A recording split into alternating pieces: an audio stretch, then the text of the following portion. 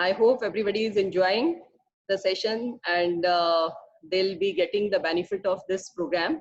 This is very well designed program, very organized, and by the team of who was the cream of the country. I really appreciate the efforts made by the team headed by Mr. Sanjeeva Singh, comprising of our Mr. Satyadev, then Purnima ji, then Rama Avdesh, and all who have been associated with this program. I am really very grateful to them. They are really working very hard to promote archery in the country. So I'll congratulate them, and I'll request Mr. Sanjeeva ji, please start the today's session so that we'll be in time to wind up the things.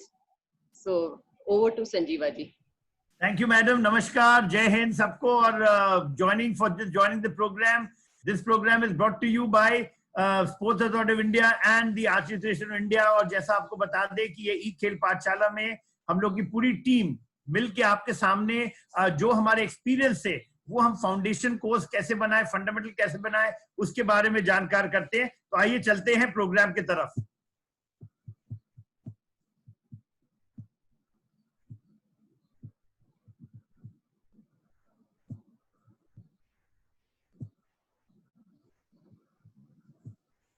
Sachdev ji just check कर लीजिएगा कि दिख रहा है आपको और voice. जी sir, बिल्कुल दिख रहा है और जो वीडियो चलेगा वो देख लेंगे. So good morning everybody.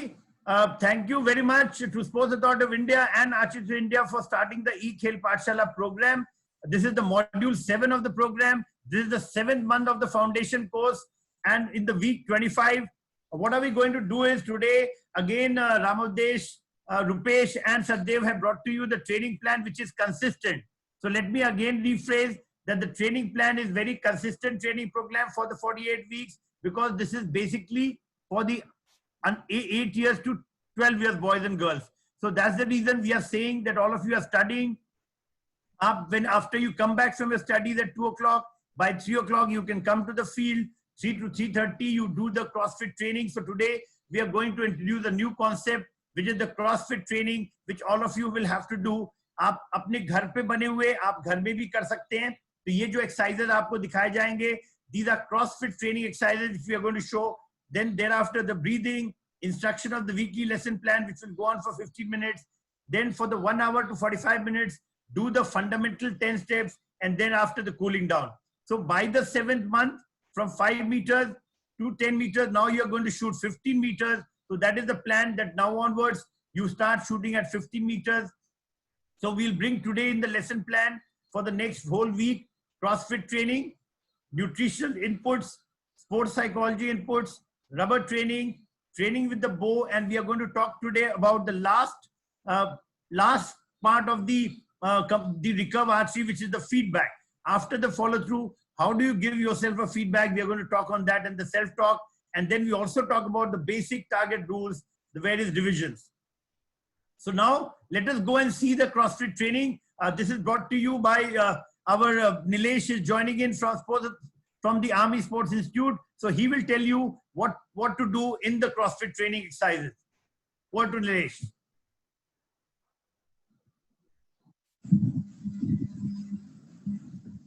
जय हिंद. मेरा नाम नीलेश गुप्ता है. देख लीजिएगा चल रहा है. मैं आर्मी स्पोर्ट्स इंस्टीट्यूट में आर्चरी कोच हूँ. इसके साथ साथ मैं फिटनेस ट्रेनर भी हूँ. मैं आज आपको क्रॉसफिट ट्रेनिंग के बारे में कुछ बताना चाहूँगा. क्रॉसफिट ट्रेनिंग क्या है और कौन से एज ग्रुप में एज ग्रुप के एथलीट इसको स्टार्ट कर सकते हैं. तो अगर हम ग्रास रूट की बात करें तो ग्रास रूट लेवल के एथलीट इसको स्टार्ट करें, या इंटरमीडिएट भी इसको स्टार्ट कर सकते हैं. इसमें थोड़ी वेरिएशंस होती हैं, बट ये जो प्लान मैंने बनाया ग्रास रूट के लिए है. इसे बहुत ही प्लेफुल तरीके से करना चाहिए, और ये एक हाई इंटेंसिटी प्रोग्राम है. इसमें आपको इस एक्सरसाइज के बीच में आपको इंटरवल गैप नहीं मिलेगा. तो इसके वजह से आपके बॉडी के मसल्स बहुत तेजी से इम्प्रूव करते हैं. आपका हार्ट बीट बहुत बढ़ जाता है. आपका रेस्पिरेटरी सिस्टम बहुत तेजी से काम करना शुरू करता है. तो आप एक एक्सरसाइज के जरिए काफी चीजें डेवलप कर सकते हैं. अब हम देखेंगे कैसे करते हैं. तो यहाँ आप देख रहे हैं. सॉरी लगता है ये वीडियो को एक बार फिर से चेक करते हैं. वो लगता है कुछ गड़बड़ हो गया था. दोबारा हम लोग देख रहे हैं इसको.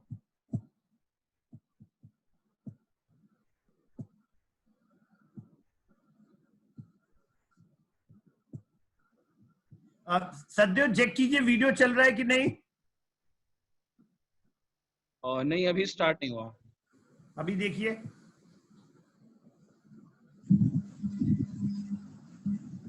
जय हिंद, मेरा नाम नहीं, विवेक गुप्ता है। अभी हुआ। मैं आर्मी स्पोर्ट्स इंस्टीट्यूट में आर्चरी कोच हूँ। इसके साथ साथ मैं फिटनेस ट्रेनर भी हूँ।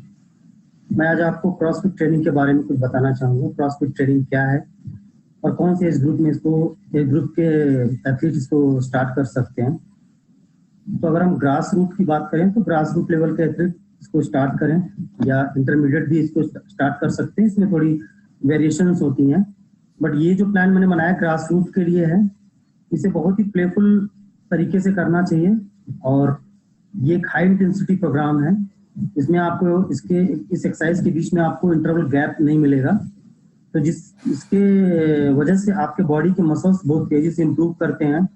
आपका हार्ट बीट बहुत बढ़ जाता है, आपका रेस्पिरेटरी सिस्टम बहुत तेजी से काम करना शुरू करता है। तो आप एक एक्सरसाइज के जरिए काफी चीजें डेवलप कर सकते हैं। अब हम देखेंगे ये कैसे करते हैं। तो यहाँ आप देख रहे हैं 4 एथलीट के साथ ये काम स्टार्ट किया गया है। पहले ये साइड जंप स्टार्ट करते हैं, फिर साथ में स्टार्ट करेंगे जॉगिंग। सब कुछ स्लो करना है, रिदम के साथ करना है, बहुत तेज और बहुत फास्ट तरीके से नहीं करना है, जिससे कि आप पूरी ट्रेनिंग को कंप्लीट कर पाए अच्छी तरीके से। यहाँ उन्होंने सेम चीज को रिपीट किया, साइड जंप, अगेन जॉगिंग,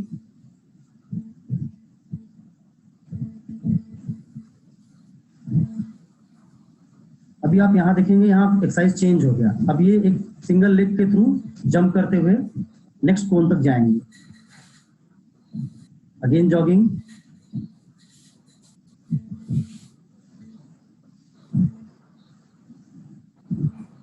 इसके बाद आप देखेंगे एक्सरसाइज फिर चेंज हो जाएगा। इसमें एक मजे की चीज ये है कि आप एक एक्सरसाइज को बार बार नहीं रिपीट कर रहे हैं। तो ग्रास रूट लेवल पे जो एथलीट होता है वो छोटे एज का होता है, वो क्या होता है कि एक ही एक्सरसाइज करते करते बोर हो जाता है। बट इसमें आपको वेरिएशंस मिल रहे हैं।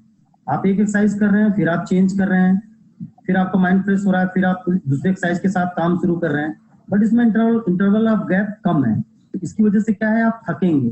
बट अगर आप इसको बहुत ही प्लेफुल तरीके से करेंगे, बहुत अच्छे मजे के साथ करेंगे, तो ये एक्सरसाइज आपको बहुत बेनिफिट देगा। ओवरऑल कंडीशनिंग के लिए बहुत अच्छी एक्सरसाइज है। इसको किसी भी एज ग्रुप के आर्चर कर सकते हैं। इसमें थोड़ा वेरिएशन चेंज कर सकते हैं, थोड़ा टफनेस इन्वॉल्व कर देंगे, थोड़ा डिस्टेंस ज्यादा कर देंगे। अगर छोटे एज ग्रुप के लिए हम कर रहे हैं, जैसे क्रॉसफिट ट्रेनिंग ये ग्रास रूट के लिए है, तो हम डिस्टेंस कम कर लेंगे इसमें। अभी देखा इन्होंने कैसे बैठ के वॉक किया, जिससे कि आपके थाई मसल्स को काफी स्ट्रेंथ मिलता है। साथ ही साथ आप वॉक कर रहे हैं तो आपका ब्रीदिंग और कार्डिया भी इंप्रूव हो रहा है। इसे फ्रॉग जंप बोलते हैं। अब जैसे हम बच्चों को बोल सकते हैं कि अब हम एक फ्रॉग की तरह जंप करेंगे, एक मेढक की तरह जंप करेंगे, तो बच्चे क्या है उसको एक एंटरटेनमेंट की तरह लेते हैं और उसको करने में इंटरेस्ट दिखाते हैं। अब देखेंगे इसमें कुछ एथलीट थक गए हैं, बट इसमें फिक्र नहीं करना है कि मुझे फर्स्ट आना है या सेकंड आना है, बस आपको इस ट्रेनिंग को कंप्लीट करना है। तो धीरे धीरे क्या है, आपका फिटनेस का लेवल इंप्रूव होता चला जाएगा और एक सर्टेन टाइम के बाद आपका फिटनेस लेवल जो पहले था उससे काफी इंप्रूव हो जाएगा, जिससे कि आपको आपके स्पेसिफिक स्पोर्ट्स में काफी हेल्प मिलेगा। कोई भी स्पोर्ट्स आप स्टार्ट करते हैं, नॉट इवन आर्चरी, कोई भी स्पोर्ट्स आप स्टार्ट करते हैं, तो इस ट्रेनिंग के जरिए आप अपने जनरल फिटनेस को बहुत अच्छा इंप्रूव कर सकते हैं। अगेन जॉगिंग,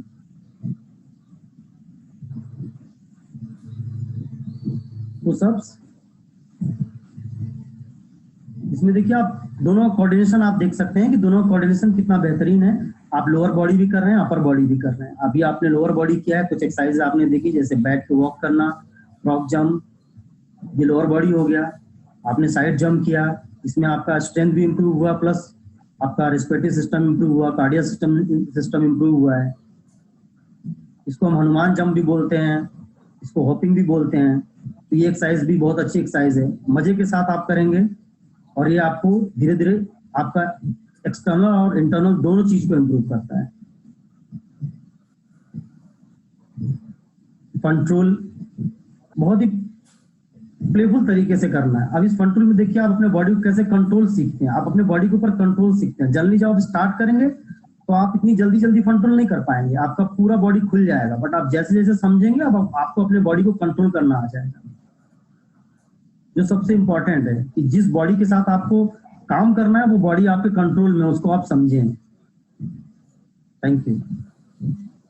तो आपने देखा फ्रेंड्स कि जो क्रॉसफिट ट्रेनिंग है, ये क्रॉसफिट ट्रेनिंग में अलग अलग एक्सरसाइजेस को जोड़ा गया है, और ये सभी एक्सरसाइजेस विदाउट आपका जिम के नहीं है, ये आप घर पे भी कर सकते हैं। ये एक्सरसाइजेस करने से आपके स्ट्रेंथ बढ़ेंगे। तो पिछले 6 महीने जो 6 मॉड्यूल हम लोग लाए थे, वो 6 मॉड्यूल्स में हम लोग ने आपको बताया था, आपको 5 स्टार फिटनेस एक्सरसाइज जो कि सृष्टि ने बताया था। अब ये देख रहे हैं टाटा आर्ची अकेडमी के कैडेट आपको बता रहे हैं कि कैसे अब आप ग्रो करेंगे। 6 महीने बाद आपको फिटनेस ट्रेनिंग में जाना है, तो वो फिटनेस ट्रेनिंग के बारे में उन्होंने बताया था। अब हम इसके बाद, लेकिन जैसा आपको पहले बताया, योगा हमें छोड़ना नहीं है, योगा हमें कंटिन्यूअस करना है। तो आज फिर जब भी आप, चाहे वो ट्रेनिंग एक्सरसाइजेस आपके स्ट्रांग होते जाएंगे, आपका स्ट्रेंथ बढ़ता जाएगा, लेकिन साथ साथ बहुत इंपॉर्टेंट है कि योगा मत छोड़िए। योगा आपका फ्लेक्सिबिलिटी बढ़ाता है, बॉडी को काम करता है, ब्रीदिंग कंट्रोल करता है, एंजाइटी कम करता है। इसलिए फिर देखते हैं प्राची से, जो कि हमारी यूथ कॉन्वेंट मेडलिस्ट है, कि कैसे आपको सूर्य नमस्कार, ब्राह्मणी प्राणायाम और ओम सिखाती है। और मेरा रिक्वेस्ट है सभी बच्चों से कि आप साथ साथ इसको करते रहिए। नमस्कार, आज मैं आपको बताऊंगी योग और प्राणायाम के बारे में। तो शुरुआत करते हैं सूर्य नमस्कार के साथ। सूर्य नमस्कार में 12 स्टेप्स होता है, और ये हम स्टार्ट करेंगे पहले लेफ्ट लेग से।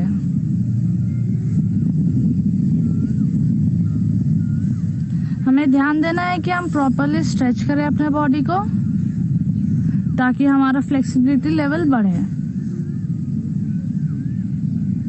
हमें ब्रीदिंग का भी ख्याल रखना है।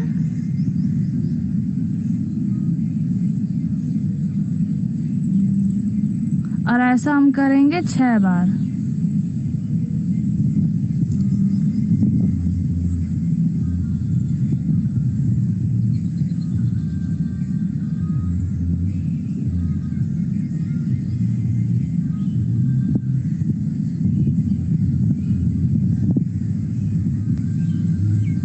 अब हम करेंगे प्राणायाम।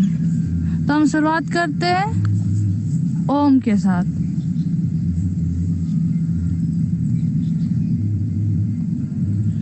हम पद्मासन या फिर कोई भी सुखासन में बैठ जाएंगे। कमर गर्दन एकदम सीधी रहेगी। हमें सांस लेना है और छोड़ते हुए ओम का उच्चारण करना है।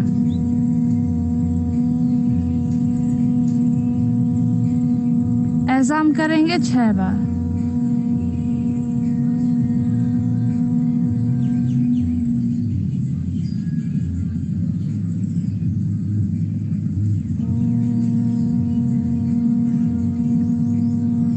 हम अपने आँख को बंद ही रखेंगे।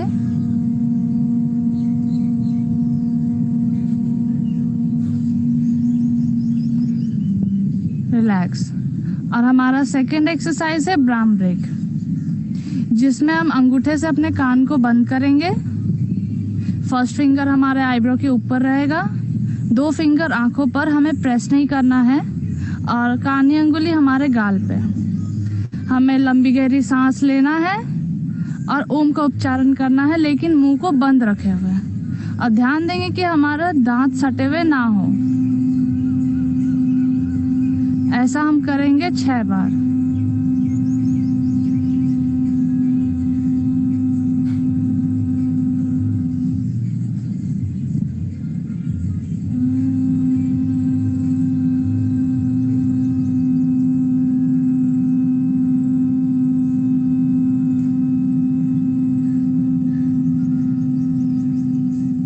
रिलैक्स। हम दोनों हाथों को रब करेंगे और अपने आंखों पर लगाएंगे।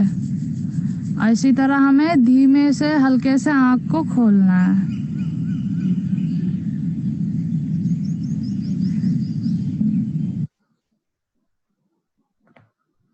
तो फ्रेंड्स, आपने देखा यहाँ पे कि कैसे आपको इसको, ये जो तीनों आपने देखा है सूर्य नमस्कार, ये भले एक एक बार हम लोग दिखा रहे हैं क्योंकि टाइम की कमी है, हम सब नहीं दिखा सकते एक्सरसाइजेस, लेकिन अगले वाले सेशंस में और एक्सरसाइजेस जोड़ेंगे योगा के, जो आप कर सकते हैं। तो अभी आपको ये 3 एक्सरसाइजेस सबसे इंपॉर्टेंट है जो आपको करनी चाहिए, और ये जब हमारा प्रोग्राम चलता है साथ साथ कीजिए। वैसे तो हम एक दिखा रहे हैं, लेकिन मिनिमम 6 बार आपको करना चाहिए और धीमे धीमे उसको बढ़ाना चाहिए। अब आइए चलते हैं सीखते हैं। हमारी हिमानी जी जुड़ चुकी हैं और हिमानी जी आज बताएंगी कि कैसे अपने को तंदुरुस्ती को बढ़ाने के लिए, हेल्दी होने के लिए हमें पानी जो है, जो सबसे इंपॉर्टेंट पार्ट है हमारे आरसी अगर टूर्नामेंट में जाते हैं तो जो, क्योंकि कंटिन्यूअस 6 घंटे में सन में रहना पड़ता है, तो इम्पोर्टेंट कैसे है कि पानी को कैसे हम ले और पानी की क्या क्या मात्रा में लेना चाहिए, उसके बारे में आइए सुनते हैं हिमानी जी से। हेलो आचार्य, कैसे हो आप सब? एक बार फिर स्वागत है आप सबका स्पोर्ट्स अथॉरिटी ऑफ इंडिया द्वारा प्रस्तुत इस ई खेल पाठशाला में। हम लोग बात कर रहे हैं डाइट के बारे में। मैं हिमानी पुरी, मैं एक डाइटिशियन हूँ और स्पोर्ट्स न्यूट्रिशन एडवाइजर भी। हम लोग बात कर रहे हैं न्यूट्रिशन के बारे में, खाने पीने के बारे में, खाने में क्या क्या न्यूट्रिएंट्स होते हैं उसके बारे में हम डिस्कस कर रहे हैं। हमने पिछले कुछ सेशंस में बात की थी प्रोटीन्स के बारे में, कार्बोहाइड्रेट्स, फैट्स, विटामिन और मिनरल्स के बारे में। आज हम जिसके बारे में बात करने वाले हैं वो है सबसे बड़ा इम्पोर्टेंट न्यूट्रिएंट, जिसको हम कहते हैं पानी, यानी कि वाटर। तो हमने बताया था लास्ट सेशन में आपको कि पानी हमारी बॉडी की ऑयलिंग के लिए सबसे जरूरी है। अब पानी और ऑयल का कोई संबंध तो नहीं है, बट पानी हमारे, जैसे हमें इंजन को फंक्शन करने के लिए ऑयल डालना पड़ता है, वैसे ही हमें बॉडी को फंक्शन करने के लिए भी पानी चाहिए होता है। हमारी ऑलमोस्ट 1/3 बॉडी जो होती है वो वाटर से बनी होती है। तो अगर हमारे बॉडी में पानी का मात्रा कम हो जाएगी, लेवल कम हो जाएगा, तो हमारे बॉडी के जो फंक्शंस होते हैं, जैसे कि डाइजेशन का, अब्जॉर्प्शन का, जो भी कचरा है बॉडी में से बाहर निकालने का, वो सब नहीं हो पाएंगे। इसके अलावा हम जब भी कुछ काम करते हैं तो हमारी बॉडी एनर्जी जनरेट करती है, और जब ये एनर्जी जनरेट होती है ना, बढ़ती है, तो हमारा शरीर गर्म हो जाता है। और इस शरीर को एक नियंत्रित टेम्परेचर में रखने का या कंट्रोल टेम्परेचर में रखने का काम जो होता है ना, वो करता है पानी। तो अगर हमारी बॉडी में पानी कम होगा तो हमारी बॉडी अपना एक आइडियल बॉडी टेम्परेचर मेंटेन नहीं कर पाएगी, जिसकी वजह से भी आप बीमार पड़ सकते हो। इसके साथ साथ अगर बॉडी में पानी कम रहेगा तो जो हमारा ब्लड है वो गाढ़ा हो जाएगा, और अगर ब्लड गाढ़ा हो जाएगा तो वो प्रॉपर्ली फ्लो नहीं कर पाएगा। तो इसीलिए सबसे दूसरा इम्पोर्टेंट काम जो पानी करता है वो है हमारी बॉडी का ब्लड सर्कुलेशन मेंटेन करना। और अगर आपको याद होगा तो हमने विटामिन में बात की थी कि कुछ विटामिन हैं जो वाटर सॉल्युबल होते हैं, जैसे कि विटामिन बी, विटामिन सी और विटामिन B12 और फॉलिक एसिड। तो अगर बॉडी में पानी नहीं होगा तो ये विटामिन डिसॉल्व नहीं कर पाएंगे, और डिसॉल्व नहीं होंगे तो हम बाकी बॉडी को अपने ये विटामिन सप्लाई नहीं कर पाएंगे। तो इसीलिए वाटर बहुत ज्यादा जरूरी काम करता है हमारी बॉडी की फंक्शनिंग के लिए, डेवलपमेंट के लिए और ग्रोथ के लिए। बट क्या होता है अगर ये पानी कम हो जाएगा? अगर ये पानी कम हो जाएगा तो हमें होता है डिहाइड्रेशन। डिहाइड्रेशन जिसको हम गला सूखना, प्यास लगना, या कभी कभी हम हिंदी में बोलते हैं कि गर्मी चढ़ गई है, गर्मी खा गया और गर्मी खाने की वजह से नीचे गिर गया। तो वो सब क्या होता है, वो डिहाइड्रेशन के टाइप्स हैं, जब हमारी बॉडी का जो लेवल है पानी का वो कम हो जाता है। तो इसीलिए हमें हमारी बॉडी में वाटर का इंटेक जो है वो मेंटेन करके रखना बहुत जरूरी हो जाता है। इसलिए अगर आपको याद होगा तो मैंने एकदम फर्स्ट लेसन में आपको बताया था कि हमें कम से कम 6 से 8 ग्लास पानी दिन में पीते रहना चाहिए। इसके अलावा हमारे लिए जरूरी क्या क्या चीजें हैं, तो वो ये है कि जब भी हम कोई एक्सरसाइज कर रहे हैं या फिर हम जब भी बाहर खेलने जाते हैं या कोई भी ऐसी क्रिया कर रहे हैं जिसमें फिजिकल एक्टिविटी इन्वॉल्व होती है, तो हमें ध्यान रखना है कि हम पानी प्रॉपर्ली पी रहे हैं। और स्पेशली अभी का जो मौसम है ना, गर्मी का मौसम है, उसमें तो पानी पीना और जरूरी हो जाता है, क्योंकि हम पानी पिएंगे नहीं तो पसीना आएगा, और पसीना आता रहेगा तो बॉडी में से पानी पसीने के रूप में और साथ साथ में नमक जो है वो निकलता रहेगा और वो रिप्लेस नहीं होगा। इसकी वजह से भी काफी बार डिहाइड्रेशन जो होती है ना, वो गर्मियों के मौसम में या ग्राउंड पे जब बच्चे खेल रहे होते हैं उस टाइम पे हो जाती है। तो इसलिए हमें ध्यान रखना है कि जब भी हम कोई गेम खेलने ग्राउंड पे जा रहे हैं या फिर हम जब भी साइकिलिंग कर रहे हैं या कोई फिजिकल एक्टिविटी कर रहे हैं, तो हमें पानी नियंत्रित पीते रहना चाहिए। आप दूसरा एक काम ये भी कर सकते हो, आप पानी में हल्का सा नींबू निचोड़ के, थोड़ी सी चीनी, थोड़ा सा नमक डाल के भी अपने साथ कैरी कर सकते हो। या फिर अभी जैसे गर्मी के मौसम में है तो इसमें आप मीठी लस्सी भी बना के लेके जा सकते हो या फिर छाछ भी बना के लेके जा सकते हो। दूसरा दूसरा एक चीज जो हमें ध्यान में रखना है वो ये है कि अगर हमारी बॉडी में डिहाइड्रेशन हो जाता है या पानी का लेवल कम हो जाता है तो उसकी वजह से हमें चक्कर भी आ सकते हैं, थकान भी महसूस हो सकती है और हमारा कंसंट्रेशन लेवल भी बढ़ जाता है। पर ये कब होगा? जब डिहाइड्रेशन बहुत ज्यादा लेवल तक पहुंच जाएगा। जब डिहाइड्रेशन 2% होता है ना, तब शरीर को प्यास लगती है, और जब हम 3%, 4% पे पहुंचना शुरू होते हैं तो उसके साथ साथ हमारा जो कंसंट्रेशन लेवल होता है वो भी कम होता जाता है। तो इसलिए हमें प्यास लगने तक का वेट नहीं करना है, हमें पानी कंटिन्यूअसली पीते रहना चाहिए। तो जैसे मैंने पहले बताया, जब आप ग्राउंड पे खेलने जाते हो तब, जाने से पहले और ग्राउंड से खेल के आने के बाद भी आपने पानी पीते रहना है। पर हाँ, एक चीज जिसके ऊपर आपको ध्यान देना है वो ये है कि अगर आप 1 घंटे से ज्यादा कोई भी फिजिकल एक्टिविटी कर रहे हो तो आपने प्लेन पानी नहीं पीना है। आपने हमेशा, जैसे मैंने आपको बताया, उसमें हल्का सा नमक, नींबू और चीनी डाल के लेना है। पर अगर आप जो भी एक्टिविटी कर रहे हो वो इंडोर है और उसमें ज्यादा पसीना नहीं आने वाला है या 1 घंटे से कम है, जहाँ पे ज्यादा स्वेटिंग नहीं होने वाला है, वहां पे आप प्लेन पानी भी पी सकते हो। और एक और चीज जो ध्यान में रखनी है, वो पानी एक ही बार में नहीं पीना है, पानी को आपने घूंट घूंट पे पीना है। और लास्ट चीज जो आप ध्यान में रख सकते हो डिहाइड्रेशन के लिए, वो है आपका यूरिन का कलर। अगर आपका यूरिन का कलर पीला है या गाढ़ा पीला है तो इसका मतलब ये है कि आपकी बॉडी में पानी का जो लेवल है वो कम है। जितना ज्यादा व्हाइट या जितना ज्यादा ट्रांसपेरेंट हमारा यूरिन का कलर रहेगा, उतनी ज्यादा अच्छी हमारी बॉडी हाइड्रेटेड है। तो इसीलिए रोज अपना यूरिन का कलर चेक करना है, पानी पीते रहना है, प्यासे नहीं रहना है।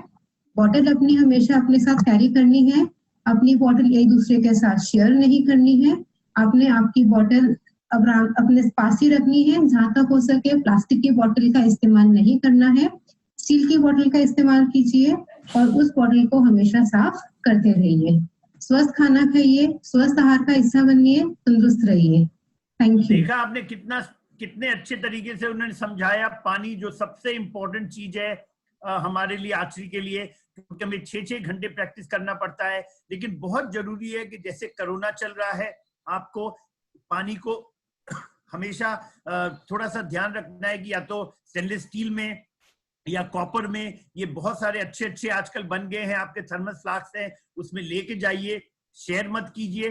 क्योंकि इंपॉर्टेंट क्या है, क्योंकि अभी कोरोना में ड्रॉपलेट इन्फेक्शन होता है, तो उसका भी ध्यान रखिए कि पानी को, और जैसे इन्होंने बोला कि शरबत की तरह पी सकते हैं, तो वो चीज को आप ध्यान रखिए। क्योंकि इसमें एनर्जी आपको, जब आप टूर्नामेंट खेलते हैं तो 6-6 दिन खेलते हैं, वो 6 दिनों में आपके एनर्जी को कंजर्व करना है, एनर्जी को बनाए रखना है। इसलिए पानी का नियमित मात्रा में लेना, और यूरिन को चेक करते रहिए, जिससे कि आपको पता चलेगा कि आप पानी पूरा ले रहे हैं कि नहीं।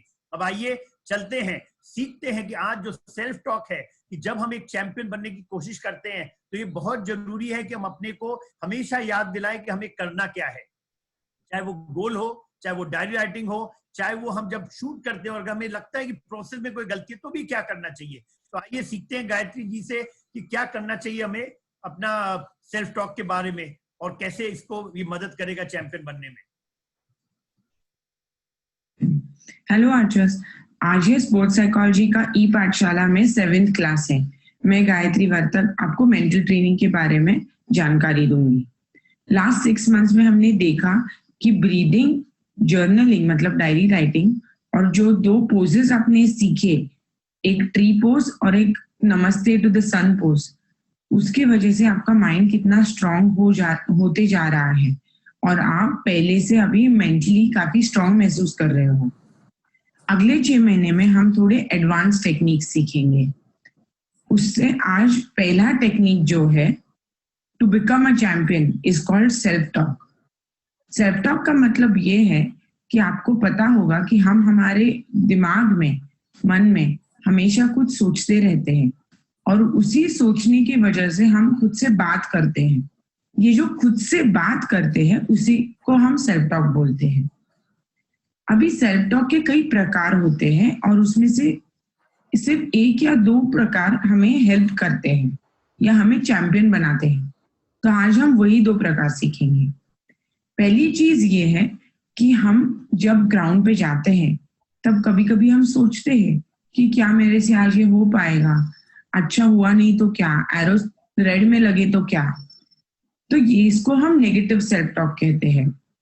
ये नेगेटिव सेल्फ टॉक को आपको बदलना है पॉजिटिव सेल्फ टॉक में, क्योंकि अगर हम नेगेटिव सेल्फ टॉक करते हैं तो हमारा माइंड नेगेटिविटी में चला जाता है और उससे हमारा कॉन्फिडेंस हिट हो जाता है। अगर हम पॉजिटिव सेल्फ टॉक करें, जैसे कि मैंने बहुत प्रैक्टिस किया है, मेरे एरोज येलो में लगेंगे, ये जो सन की रेज है उससे जो पॉजिटिविटी मिलती है, उसी पॉजिटिविटी से मैं आपको खुद में वो पॉजिटिविटी लाऊंगी और वो पॉजिटिविटी हर सेशन में मेरे साथ रहेगी। अगर हम यही सोचेंगे तो हम पॉजिटिव बनेंगे और पॉजिटिव रहने से हमारा कॉन्फिडेंस बढ़ जाएगा और फोकस भी कायम रहेगा।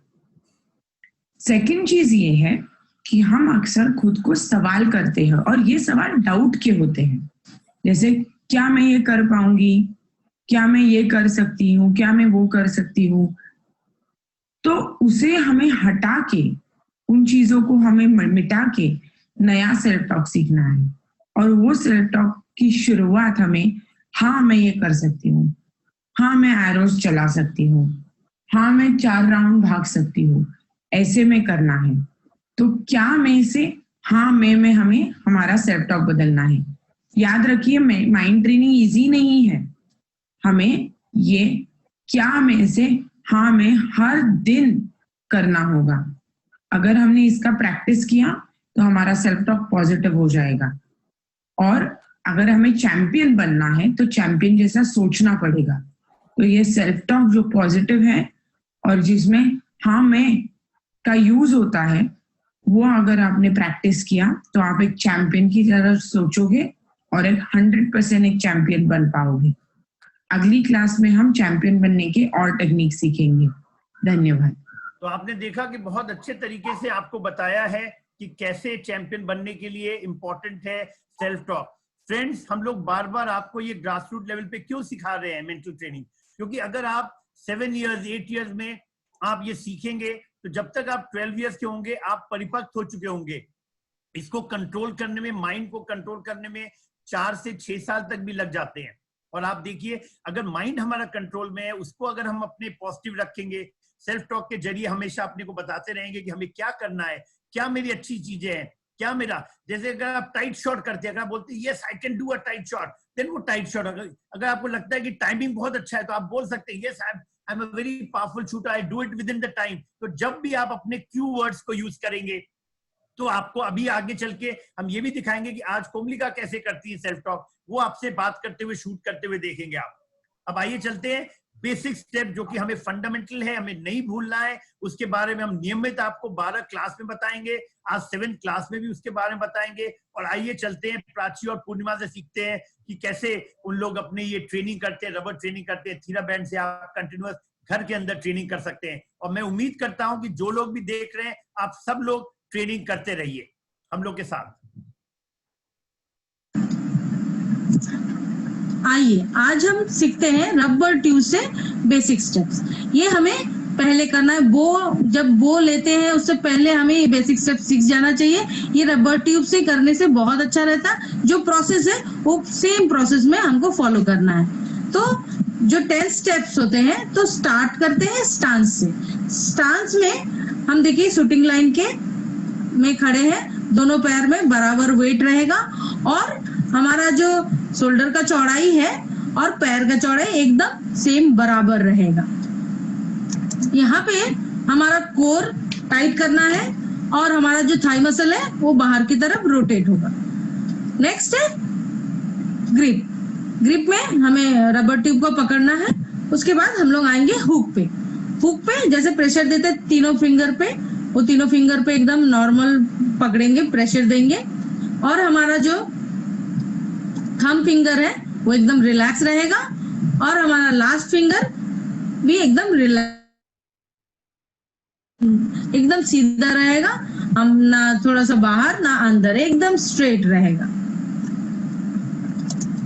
नेक्स्ट हम आएंगे सेटअप पे। सेटअप पोजीशन हमारा याद रहे, यहाँ पे हमको ब्रीथ पूरा लेते हुए उठाना है और जो हमारा बो हैंड है वो थोड़ा सा ऊपर रहेगा, और जो ड्रॉ हैंड है वो हमारा आई लेवल पे रहेगा, और एकदम एल्बो एकदम स्ट्रेट। यहाँ पे अगर 45 डिग्री रहे तो बहुत ही अच्छा रहता है।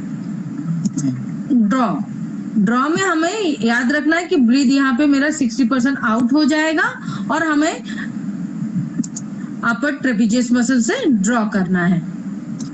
एंकर हमारा एकदम नीचे से आके बैठेगा और एकदम स्ट्रांगली बैठेगा।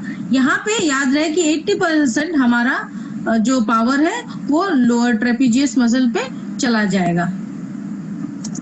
नेक्स्ट है हमारा एम हमारा नॉर्मली फेस के सामने ड्रॉ कर रही है, कहीं पे एक एमिंग पॉइंट बना के हमें ध्यान से देखना है, और हमारा बो हैंड एकदम ज्यादा नीचे ना जाए, ये भी हमें ध्यान देना है। और हमें एंकर और एमिंग पे जो वहां हमारा ब्रीथ एकदम स्टॉप हो जाएगा। नेक्स्ट है हमारा होल्ड एंड एक्सपेंड। इसमें ये ध्यान रहे कि हमारा प्रेशर एकदम अलग से कहीं से नहीं लगे, सेम पावर हमको मेंटेन करना है, और पूरा 95% हमारा बैक पे प्रेशर चला जाएगा, और इसी पावर को मेंटेन करते हुए हमें रिलीज की ओर चले जाना है, कहीं से एक्स्ट्रा पावर नहीं ले जाना। रिलीज हमारा अलोंग द जॉ जाएगा, एल्बो हमारा एकदम पीछे की ओर जाएगा, और फिंगर हमारा एकदम रिलैक्स रहेगा। नेक्स्ट है हमारा फॉलो थ्रू। ध्यान रहे फॉलो थ्रू हमारा जो पावर मेंटेन कर रहा है वो पावर फॉलो थ्रू तक मेंटेन होगा, और 3 सेकंड तक मेंटेन होते रहेगा। यहाँ पे ध्यान देना है कि हमारा एल्बो एंड बो हैंड एकदम डाउन ना हो, और हमारा जो ब्रीदिंग है रिलीज और फॉलो थ्रू में आउट हो जाएगा। और हमें फॉलो थ्रू के टाइम अपने माइंड को एक फीडबैक भी देना है कि कैसे प्रोसेस में हम लोग ये शूट किए हैं, ताकि हमारा नेक्स्ट स्टेप बहुत अच्छा हो और इजी हो। तो हमें एक फीडबैक भी देना बहुत जरूरी होता है। इसी प्रोसेस में हमें ये रबर एक्सरसाइज, पूर्णिमा और प्राची ने अपने सिखाया आपको कैसे रबर एक्सरसाइजेस करना चाहिए। अब हम देखते हैं पूर्णिमा से सीखते हैं और धर्मेंद्र से, क्योंकि दोनों ही टाटा आर्चरी एकेडमी में कुंभलिका को तैयार कर रहे हैं ओलंपिक के लिए। तो आइए देखते हैं कि कुंभलिका को वर्ल्ड चैंपियनशिप बनाने के लिए, ओलंपिक मेडलिस्ट बनाने के लिए क्या धर्मेंद्र और पूर्णिमा सिखा रहे हैं टाटा आर्चरी एकेडमी में।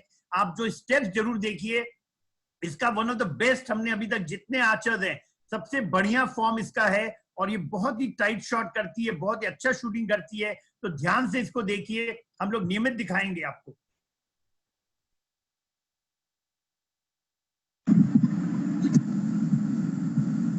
आइए आज हम बताते हैं आर्चरी के बेसिक स्टेप्स, जो 10 स्टेप्स होते हैं। शुरू करते हैं स्टांस से। हमारा जो पैर का चौड़ाई और शोल्डर का चौड़ाई एकदम बराबर होता है, और हमें यहाँ अपना बॉडी वेट एकदम नीचे की तरफ रखना है, इसलिए हमें अपना कोर को टाइट करना है। और हमारा जो थाई मसल है वो बाहर की तरफ रोटेट करेंगे तो ऑटोमेटिकली हमारा कोर टाइट हो जाता है, और इसकी वजह से हमारा बॉडी वेट एकदम नीचे की ओर रहता है और एकदम स्टेबल रहता है, और अपर बॉडी हमारा एकदम रिलैक्स रहता है। नेक्स्ट है हमारा ग्रिप। ग्रिप में हमारा प्रेशर, जो हमारा पिवट पॉइंट है वो इस जगह पे होना चाहिए, और हमारा जो लाइफ लाइन है वो हमारा जो हैंडल में ग्रिप है वो एकदम लास्ट में वी करके जाएंगे, और लास्ट में हमारा जो एज है उस जगह हमारा लाइफ लाइन होगा। और देखिए हमारा जो थंब फिंगर है वो एकदम टारगेट की तरफ स्ट्रेट रहेगा और रिलैक्स रहेगा, और हमारा जो ग्रिप पकड़ने का है वो 45 डिग्री में रहेगा, और बाकी फिंगर हमारा रिलैक्स रहेगा। नेक्स्ट है हमारा हुक। हुक हम लोग 3 फिंगर से पकड़ते हैं, और हमारा जो लाइन है उस जगह हमारा स्ट्रिंग होना चाहिए, और जो हम एरो जहां पकड़ते हैं वो 1 फिंगर ऊपर और 2 फिंगर नीचे रहता है। हमारा जो लास्ट फिंगर है वो एकदम रिलैक्स रहेगा, और थंब फिंगर नीचे की ओर रिलैक्स रहेगा। इसमें हमारा एल्बो एकदम स्ट्रेट रहेगा। नेक्स्ट है हमारा सेट से सेटअप। सेटअप पोजीशन हमारा एकदम जो ग्रिप हैंड है और जो हमारा हुक हैंड है वो एकदम बराबर रहेगा, और जैसे प्रेशर एकदम एल्बो की तरफ रहेगा और एल्बो एकदम स्ट्रेट रहेगा। इसी तरह हमें ऊपर की ओर ले जाना है, और इसमें याद रहे हमारा ब्रीथ हम लेते हुए ऊपर की तरफ जाएंगे। हमारा जो बो हैंड है वो 12 बजे ब्लैक या व्हाइट में होना चाहिए और हमारा ड्रॉ है 45 डिग्री पे, एकदम इजी रहेगा और पावर हमारा एकदम पीछे की तरफ रहेगा। नेक्स्ट है हमारा ड्रॉ। याद रहे हम जब ड्रॉ करेंगे तो हमें ब्रीथ लेते हुए ड्रॉ करना है। ड्रॉ जब करेंगे तब हमारा अपर ट्रेपेजियस मसल और लेंटू से ड्रॉ होगा। नेक्स्ट है हमारा एंकर। एंकर हमारा एकदम टाइट बैठेगा और फिंगर रिलैक्स रहेगा, एल्बो 45 डिग्री में पीछे मेंटेन रहेगा, ब्रीथ हमारा यहाँ होल्ड रहेगा। नेक्स्ट है हमारा एम। एम याद रहे जैसे हम लोग ऊपर से नीचे की ओर आए तो हमारा येलो में एकदम बो हैंड स्टॉप हो जाना चाहिए, बो हैंड एकदम और नीचे नहीं जाना चाहिए, क्योंकि नीचे से ऊपर जाना आर्चरी के लिए अच्छा नहीं और नीचे से ऊपर जाना भी नहीं चाहिए। हमारा एम एकदम येलो में स्टॉप हो जाना चाहिए। नेक्स्ट है हमारा होल्ड एंड एक्सपेंड। इसमें हमारा जो प्रेशर पॉइंट है वो अपर ट्रेपेजियस से लोअर ट्रेपेजियस में जाता है, जो पूरा बैक में चला जाता है, जिसमें 95% हमारा पूरा बैक में प्रेशर चला जाता है और हमारा एल्बो का पावर मेंटेन रहता है। नेक्स्ट है हमारा रिलीज। इसी में हमको एकदम पावर मेंटेन करते हुए ले जाना है और याद रहे इसमें हमको ब्रीथ को आउट करते हुए रिलीज करना है। नेक्स्ट है हमारा फॉलो थ्रू। फॉलो थ्रू में हमारा याद रहे कि पावर एकदम मेंटेन रहे, दोनों तरफ 50-50 पावर मेंटेन रहे और हमें 3 सेकेंड तक इसे होल्ड करना है। ऐसा करने से हमारा जो नेक्स्ट एरो है वो भी सेम प्रोसेस में होता है और इजी होता है और हमको एक माइंड को फीडबैक भी देना पड़ता है कि हम जो जैसे प्रोसेस में किए हैं वो सेम प्रोसेस हम नेक्स्ट एरो में भी फॉलो करें।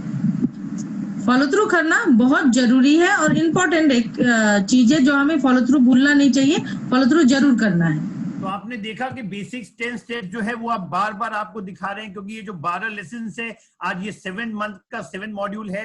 क्यों दिखा रहे हैं? क्योंकि जब तक आपके बच्चे, जब तक जो छोटे आर्चर्स हैं, तो बिगनर आर्चर्स हैं, जो हमारे ग्रास रूट के आर्चर्स हैं, या हमें इवन फॉर डेवलपमेंट और एलीट आर्चर्स, अगर वो फंडामेंटल को भूल जाएंगे तो हमेशा गलती करेंगे। तो जब भी हम डायरी राइटिंग की बात करते हैं, हमें अपने फंडामेंटल्स जब लिखे होते हैं तो हम जा सकते हैं, देख सकते हैं हम एंकर कैसे करते हैं, ड्रिप कैसे करते हैं, हुक कैसे करते हैं। तो ये बहुत इंपॉर्टेंट है, इस चीज को आप लिखिए।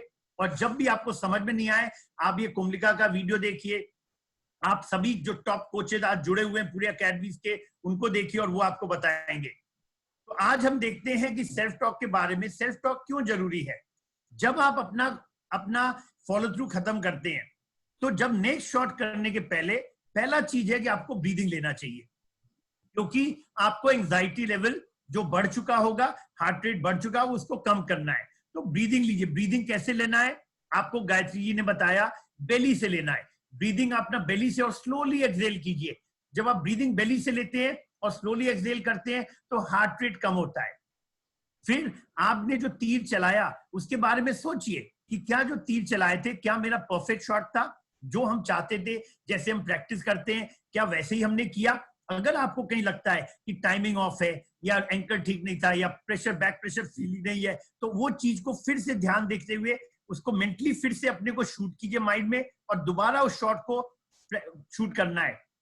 तो इसीलिए प्लान कीजिए कि क्या हम अपने नेक्स्ट शॉट में किस चीज पे ध्यान देंगे। तो अगर आपको लगता है अगर परफेक्ट है, कोई जरूरत नहीं है, उसको रिपीट करते जाइए।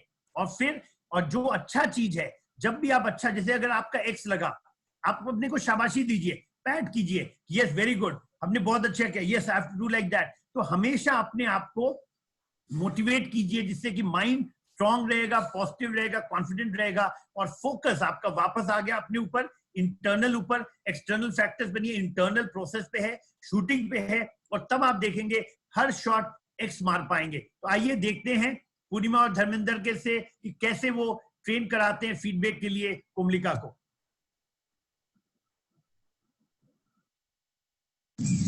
आज हम बात करते हैं सेल्फ टॉक के बारे में, और सेल्फ टॉक से अपने आप को कैसे इम्प्रूव करेंगे, अपने आप को कैसे मोटिवेट करेंगे।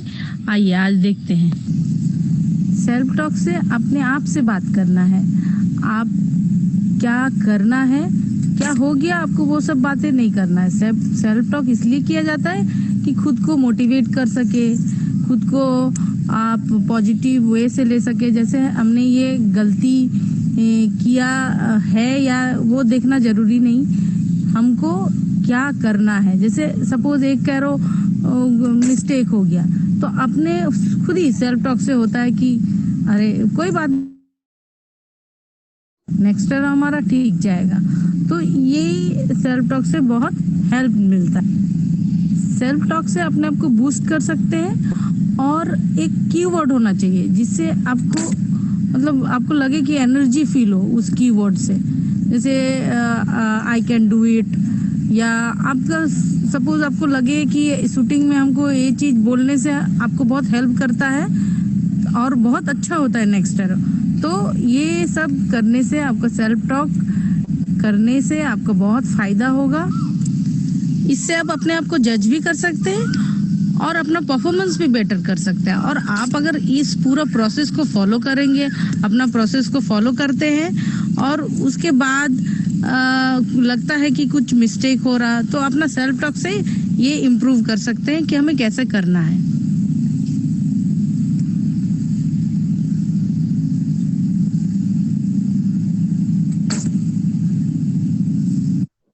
तो आपने देखा कि कैसे सेल्फ टॉक अपने को, जब कुमलिका शूट कर रही थी, अपने से बात कर रही थी। ये बहुत जरूरी है फ्रेंड कि जब आप सेल्फ टॉक करें हमेशा पॉजिटिव बोले, नेगेटिव के तरफ बिल्कुल नहीं जाना है। अगर शॉट 8 में भी चला गया आपको उसके बारे में नहीं, आपको अपने पॉजिटिविटी में जाइए कि क्या चीज में इंप्रूव करना है। क्योंकि जब आप नेगेटिविटी में जाएंगे तो आपका नेगेटिव थॉट्स आएंगे। नहीं, आपको पॉजिटिव रखना है, शॉर्ट सीक्वेंस पे ध्यान देना है, इंटरनल प्रोसेस पे ध्यान देना है। अगर आप इंटरनल प्रोसेस पे ध्यान देंगे तो नेक्स्ट शॉट और बेहतर होगा। तो हमेशा इंटरनली ध्यान दीजिए, not external. Internal focus, externally क्या ध्यान देना है, विंड को। एक्सटर्नली क्या ध्यान देना है कि अगर कुछ पानी आ रहा है या अगर आप फ्लैग्स देख रहे हैं, विंड सॉक्स देख रहे हैं, वो सब आप देखिए। लेकिन उसको जज करने के लिए किधर एम करना है। लेकिन प्रोसेस जो है वो इंटरनल 10 स्टेप प्रोसेस जो आप देख रहे हैं फंडामेंटल, उस पर ध्यान दीजिए। तो आइए अब चलते हैं, सोनल जी से सीखते हैं जो महाराष्ट्र से जुड़ी हुई है, हमारी जज हैं, उनसे सीखते हैं कि क्या क्या हमारे इवेंट्स होते हैं आर्चरी में।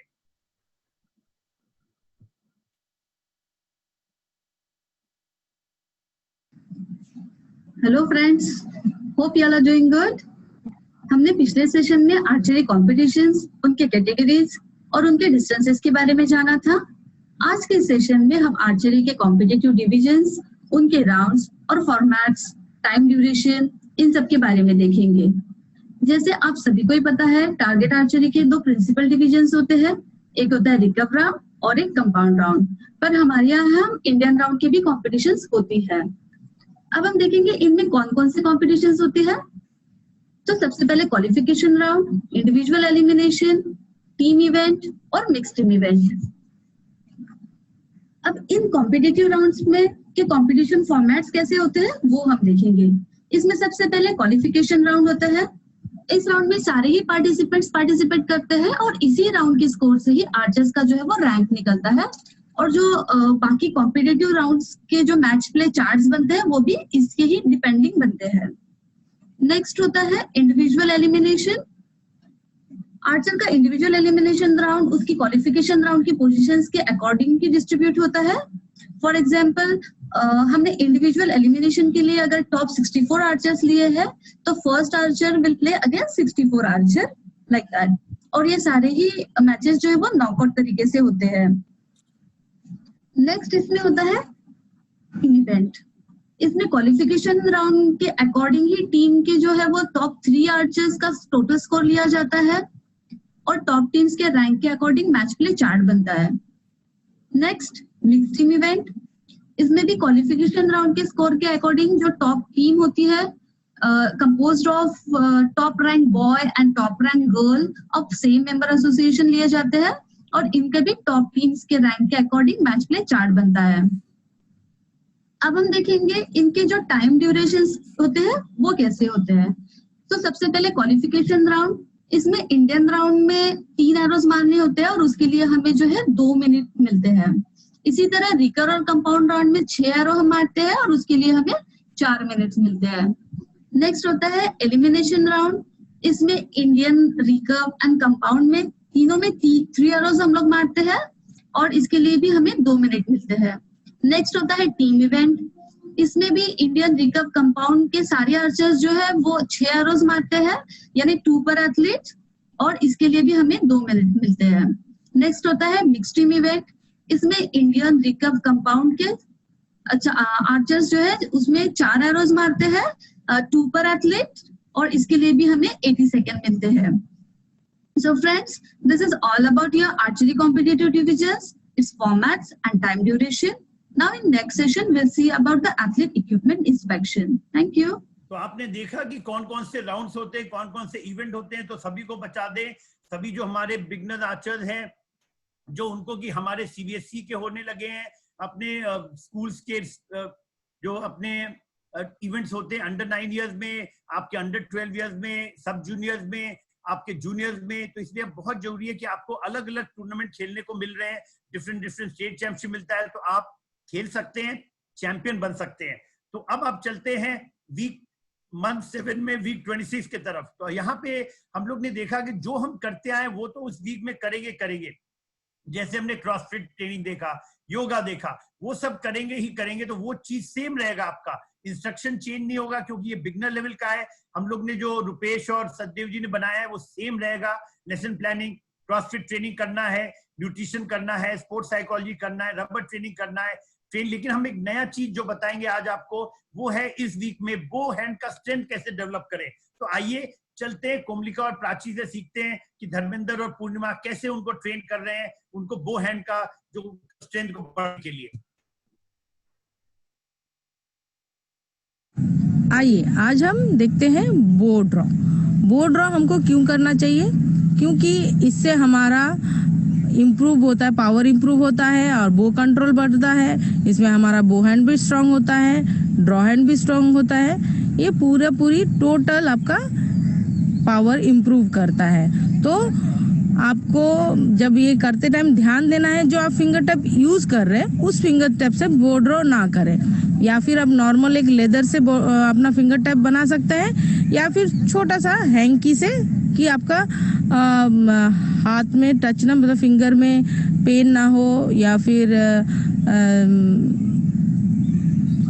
ड्रॉ करने में इजी हो, इसलिए आपको ऐसे करना है। देखिए जैसे नॉर्मल सा एक हैंकी आप अपना नॉकिंग पॉइंट जहाँ बनाए वहाँ सेम रख के आपको यूज करना है। तो शुरू करते हैं पहला एक्सरसाइज। चलिए, आपका याद रहे कि ये हर आपको रेपिटेशन 20 रेपिटेशन करना है।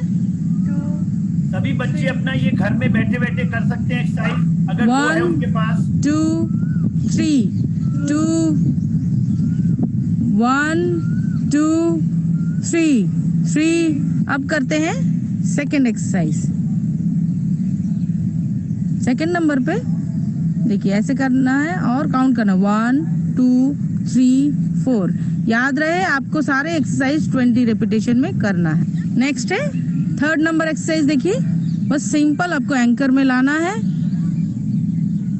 और लेके जाना, बस इसको भी आप 20 रेपिटेशन में कीजिए। अब फोर्थ नंबर एक्सरसाइज देखिए, ध्यान से देखिएगा सारे एक्सरसाइज। इसे एक बार फोल्ड करके फिर ये आगे जाएगा तो 1 होता है, फिर ये 2, फिर ये 3। इसे भी आपको 20 रेपिटेशन करना है। नेक्स्ट है फिफ्थ नंबर एक्सरसाइज। देखिए इसे भी आपको 20 रेपिटेशन करना है, लेकिन आप ध्यान दीजिएगा कि हर एक्सरसाइज के बीच में आपको कम से कम 1 मिनट का गैप होना चाहिए। आप 1 मिनट अपने आप को रेस्ट दीजिएगा। नेक्स्ट है हमारा होल्डिंग। होल्डिंग आपको 1 मिनट तक करना, कम से कम आपको 1 मिनट तक करना है, पर स्टार्टिंग में तो ऐसे नहीं होगा, पर धीरे धीरे आप बढ़ाते जाइए। तो अपना टाइमिंग आप कैसे देखेंगे?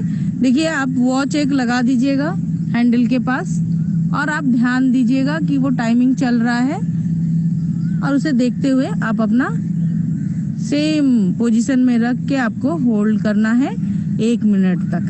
कम से कम 1 मिनट नहीं हो रहा तो 40 सेकंड तक तो करना ही है।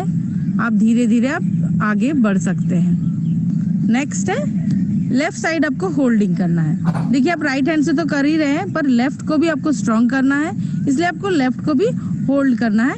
इसमें आपको 1 मिनट नहीं करना है, पर मैक्सिमम टाइम आप कितना देरी तक होल्ड कर पाए उसका देना है। इसमें भी आपका पावर इंप्रूव होगा। लेफ्ट होल्डिंग हम इसलिए भी करते हैं कि सारे दिन हम लोग एक ही साइड से शूटिंग करते रहते हैं, तो हमारा एक तरफ का मसल ज्यादा डेवलप हो जाता है, तो दूसरे तरफ भी हमें मसल को सेम सीक्वेंस में करने के लिए हमें लेफ्ट हैंड होल्डिंग करना चाहिए। ऐसे करने से आपका बॉडी बैलेंस भी बहुत अच्छा रहेगा, दोनों तरफ बराबर बैलेंस जाएगा। लास्ट एक्सरसाइज देखिए, हमको थोड़ा सा ज्यादा ड्रॉ करना है। इसे एंकर जो पहुंचते हैं इससे ज्यादा ड्रॉ करना है, ताकि हमारा बॉडी पूरा खुल जाए। इतना देरी हम लोग ड्रॉ किए, हमारा मसल स्टिफ हो गया है, लेकिन इससे ये करने से हमारा पूरा बॉडी खुल गया है, पूरा स्ट्रेच हो गया। इसलिए हमको लास्ट एक्सरसाइज इस तरह से करना है, थोड़ा सा अपना ड्रॉ से ज्यादा करना है। देखिए, और थोड़ा देर होल्ड करके फिर आप रिलैक्स हो जाएंगे। तो ये एक्सरसाइज करना बहुत जरूरी। जैसे कि जानते हैं कि अभी लॉकडाउन चल रहा है, तो प्रैक्टिस नहीं हो रहा, तो ये जो एक्सरसाइज है, ये एक्सरसाइज आप घर पे भी कर सकते हैं, और कम से कम आप 3 या 4 सेट कीजिए। पर जब आप शूटिंग करते हैं तब आपको 1 सेट या 1 सेट सुबह 1 सेट शाम को, इतना करने से ही काफी होगा। लेकिन जो सीक्वेंस बताए उसी सीक्वेंस में आपको सारा ड्रॉ करना है। तो फ्रेंड्स, आपने देखा कि जैसे जैसे हम लोग का मंथ बढ़ रहा है, जैसे जैसे हम 7th मंथ में आए, हमने आज आपको नया 2 चीज सिखाया। एक, हमने क्रॉसफिट ट्रेनिंग किया, जिससे आपके मसल की पावर बढ़ेगी, क्योंकि इसके पहले आप जो करते थे एक्सरसाइजेस, 5 फिटनेस एक्सरसाइजेस करते थे, उसको और थोड़े से टफ हुए। अब हम बो ड्रॉ के बारे में बता रहे हैं, क्योंकि अभी तक 6 महीने में आपका बो कंट्रोल बढ़ गया होगा। आपने 15 मीटर्स पे आ गया। आपने पहले 3 महीने में 5 मीटर्स चलाए, अगले 3 महीने में आपने 10 मीटर्स चलाया, अभी आप 15 मीटर चलाने जा रहे हैं। तो 15 मीटर पे आते आते अब आपको बो कंट्रोल और बढ़ाना होगा, क्योंकि आने वाले समय में एक साल का जो अंतराल है, उसके बाद आप खेलना शुरू करेंगे। तो इंपॉर्टेंट क्या है कि बो का स्ट्रेंथ बढ़ाना। अगर बो स्ट्रेंथ नहीं बढ़ेगा, आप कंट्रोल नहीं कर पाएंगे। तो इसीलिए ये आपको बहुत जरूरी है कि इसको करना। अब आइए चलते हैं, नेक्स्ट वीक में आपको एक नया चीज सेम करते रहना है, उसमें कोई बदलाव नहीं लाना है। Same training, CrossFit, nutrition, sports psychology, rubber training, वो हैंड एक्सरसाइजेज। लेकिन आज हम एक दिखाएंगे इंडियन राउंड में। बहुत सारे बच्चे को हम लोग देखते हैं बो को पकड़ लेते हैं, और अगर बो को पकड़ लेंगे हैंडल को, तो आपका क्या होगा कि जो साइंस है, जो force of Newton laws of motion है, उसके तहत बो को जंप करना चाहिए फॉरवर्ड और रिलीज होना चाहिए बैकवर्ड। तो ये दोनों चीज का होना बहुत जरूरी है। तो आइए हम देखते हैं कि कैसे प्रकाश राम, जो हमारे बिरसा मुंडा अकेडमी से जुड़े हैं, वो बताएंगे कि कैसे वो इसको करेक्शन करते हैं।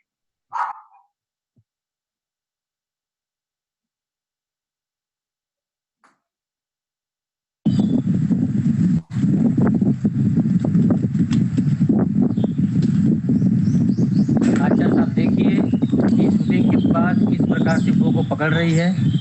आचार्य को जब भी शूटिंग करना होता है तो याद रहे कि जब भी हम शूट करें तो हमारा बो जंप क्लियर हो, हमारा बो एकदम से बाहर होना चाहिए, रिलैक्स हमारा फिंगर रहे।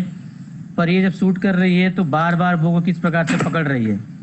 तो हम बताएंगे आज कि कैसे हम इस प्रॉब्लम से निजात पाएंगे, किस प्रकार से इससे हम सुधार सकते हैं, इसके बारे में आज बात करेंगे हम लोग कि कैसे हमारा बो जंप अच्छा हो।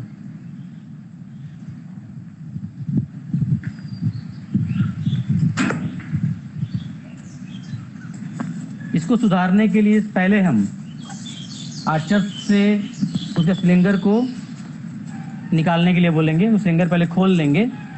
खोलने के बाद जिस प्रकार से हम ग्रिप बैठाते हैं उसी प्रकार से हम ग्रिप को बैठाएंगे, और 5 फिंगर हमारा रिलैक्स रहेगा। और अब हम इसे शूट करने बोलेंगे। जब ये शूट करेंगे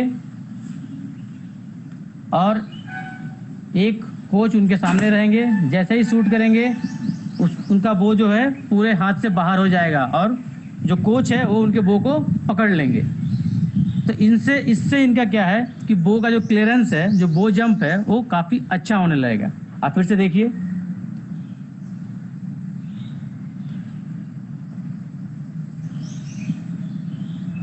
फिंगर रिलैक्स्ड है। जब वो शॉट निकालेगी, क्लियर करेगी, तो सीधा बो बाहर, बो हैंड एकदम स्ट्रेट। तो ये एक उपाय है कि आप अपने बो जंप को आप क्लियर कर सकते हैं, अपने बोहन को क्लियर कर सकते हैं। जब भी आप शॉट को निकालेंगे आपका बोहन डाउन नहीं जाएगा और आप बो को नहीं पकड़ेंगे। करेक्शन नंबर 2, इसी ग्रिप को सुधारने का एक तरीका और भी है जो हम लोग अभी इस्तेमाल करेंगे। आप देखिए, बो को एक रस्सी के सहारे इस प्रकार से हैंग करेंगे, अच्छी तरह से लटकाएंगे कि इसका एंगल 90 डिग्री का होगा और हम विदाउट स्लिंगर, बिना स्लिंगर यूज किए हम इसे शूट करेंगे।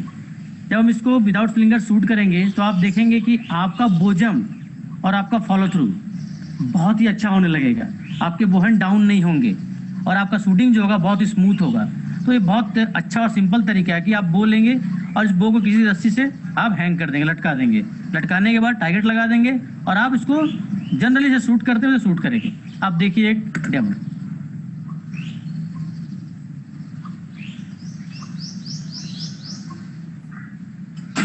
देखिए कितना अच्छा बो जंप हुआ और कितना अच्छा फॉलो थ्रू हुआ।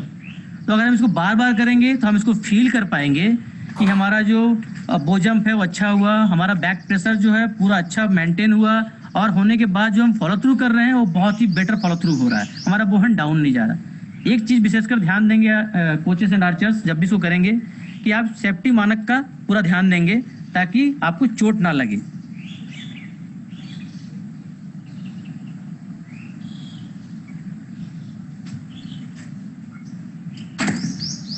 बहुत अच्छा।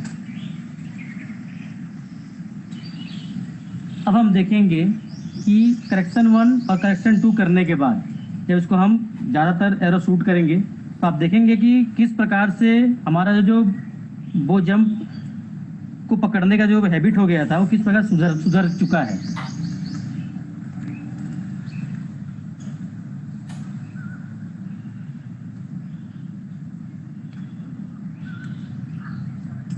अभी देखिए कितना क्लियर बो जंप हुआ। तो हम अगर इन तरीकों से अपने आर्चर्स के जो बैड हैबिट्स है वो पकड़ने का जो आप बच्चों के अंदर आ गया है, सुधारने के लिए बहुत सिंपल तरीका है। इन दोनों करेक्शन से आप बो जंप को सुधार सकते हैं।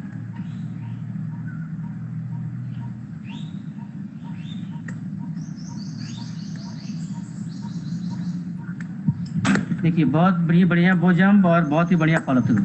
तो आपने देखा फ्रेंड्स कि कितने अच्छे तरीके से बहुत ही प्रकाश राम जी जो है बहुत जुगाड़ टेक्निक यूज करते हैं, कुछ जो अपने से इनोवेशन यूज करते हैं। तो एक बहुत ही इनोवेशन स्टाइल से उन्होंने दिखाया कि अगर आप एक बो को लटका के अगर आप बो का जंप देखना है और बो को फील करना है कि ये गलती नहीं करे, क्योंकि बहुत सारे बच्चे जब शुरू करते हैं तो वो ग्रिप को पकड़ते हैं। तो पूर्णिमा ने दिखाया था कैसे आपको ग्रिप को अगर आप कोई कोच रहेगा वो पकड़ सकता है। तो इन्होंने भी देखा और इन्होंने एक और टेक्निक ऐड किया कि अगर आप हैंग करके करेंगे तो आपको बो का जंप दिखेगा कि कैसे बो सामने जाता है, जो कि न्यूटन लॉ के बारे में है। तो उन्होंने न्यूटन लॉ को बहुत ही सिंपल तरीके से समझाने की कोशिश की है कि कैसे अगर हम बो नहीं पकड़ेंगे तो कैसे बो जंप करता है। फोर्स जो होता है, फोर्स स्ट्रेट लाइन में लगता है और स्ट्रेट लाइन में लगने से बो को हमेशा आगे जंप होता है। अब आइए नेक्स्ट वीक में हम चलते हैं और इस वीक में बाकी सब हम सेम करेंगे, लेकिन आज हम देखेंगे कैसे आम गार्ड जो एक बहुत इंपॉर्टेंट चीज है घर के अंदर कैसे बना सकते हैं। एक हम लोग यूटिलाइज कर सकते हैं कोई डिब्बे को और उससे बना सकते हैं। हेलो, आज हम आपको बताएंगे आर्म गार्ड कैसे बनाते हैं। आर्म गार्ड बनाने के लिए हमें इन चीज़ों की ज़रूरत पड़ेगी, जैसे कि हमने वैसलीन का डब्बा लिया है, एक इलास्टिक लिया है, सीजर, नाइफ बिल्कुल नहीं होनी चाहिए, थ्रेड, बीट हमें चाहिए क्योंकि उससे हम इलास्टिक को पास करेंगे, और एक आर्म गार्ड जो कि पहले से ही ऑलरेडी बना हुआ है। पहले तो हम ओरिजिनल आर्म गार्ड जो है उस शेप में वैसलीन के डब्बे पे मार्क कर लेंगे, जैसे कि हमने पहले से ही कर रखा है। ये आप मार्कर के हेल्प से कर सकते हैं। अब हम इसको सीजर के मदद से काटेंगे।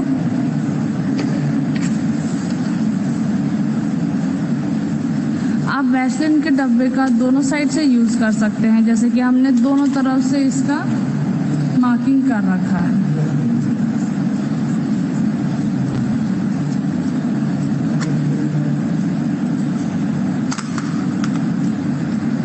तो हमने उस डब्बे को काट लिया है तो उसमें से हम 2 आम काट बना सकते हैं। अभी हम उस आम काट को उस शेप में काटेंगे।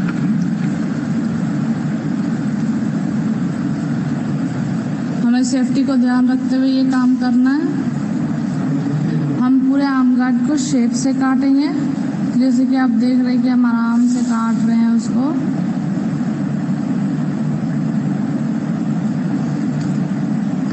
ये हमारा आम काट का शेप निकल गया है। ये लाइनिंग थोड़ा मिट गया है लेकिन कोई बात नहीं, आप उसी पे ही काट सकते हैं। अब हमें नाइफ की मदद से उस लाइन सबको काटना है। पहले हम नीचे में कुछ रख लेंगे ताकि आपका सरफेस खराब ना हो, और नाइफ को एकदम पेंसिल की तरह पकड़ करके आराम से उसको काटना है। हमें बहुत पेशेंस के साथ काम करना है। आप जितने स्लो और आराम से काम करोगे वो उतने अच्छे से कट के निकलेगा। अगर आप हड़बड़ाएंगे तो फिर आपके हाथ पे भी लग सकता है। तो जितने भी ब्लॉक्स हमने बनाया है उस पर हम नॉर्मली नाइफ चलाएंगे कुछ इस तरह।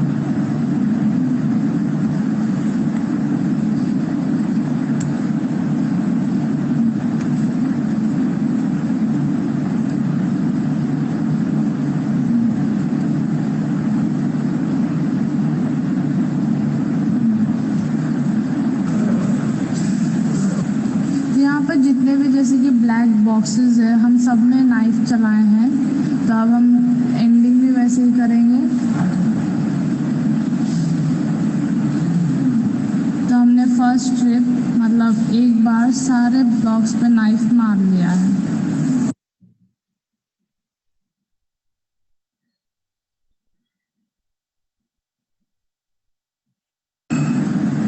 हम ये सारा होल्स में और एक बार नाइफ चलाएंगे ताकि जो हमारा कट पॉइंट और अंदर घुस जाए, ताकि क्योंकि हमें उस बॉक्सेस में से वो पार्ट को निकालना है।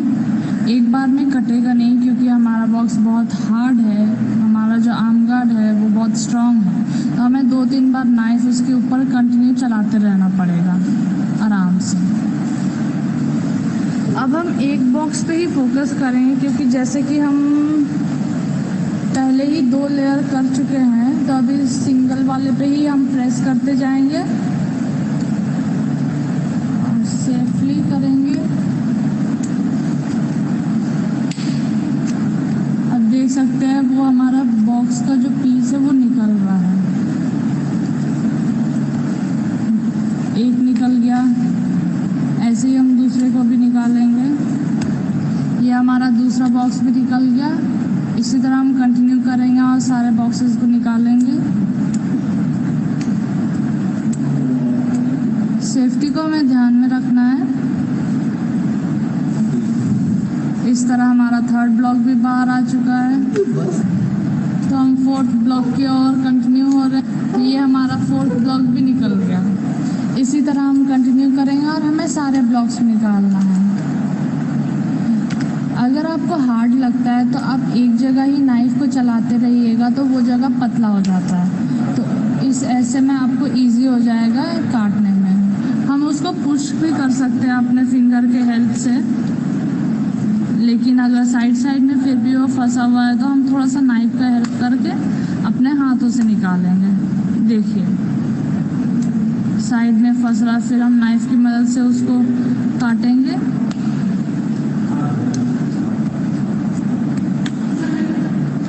तो आराम से हम निकाल लेंगे सब चीज़ को। कॉर्नर साइड में फंसता है थोड़ा सा, उसको हम नाइफ की मदद से काटेंगे। तो अब हमारा सारा बॉक्स निकल गया। जो कॉर्नर में थोड़ा प्लास्टिक बचा था उसको हम ऐसे नाइफ की मदद से काट लेंगे, थोड़ा सा शेपिंग दे देंगे, जैसे कि हम फिनिशिंग टच देते हैं उसी तरह से उसको हम आराम से करेंगे। देखिए आप देख सकते हैं।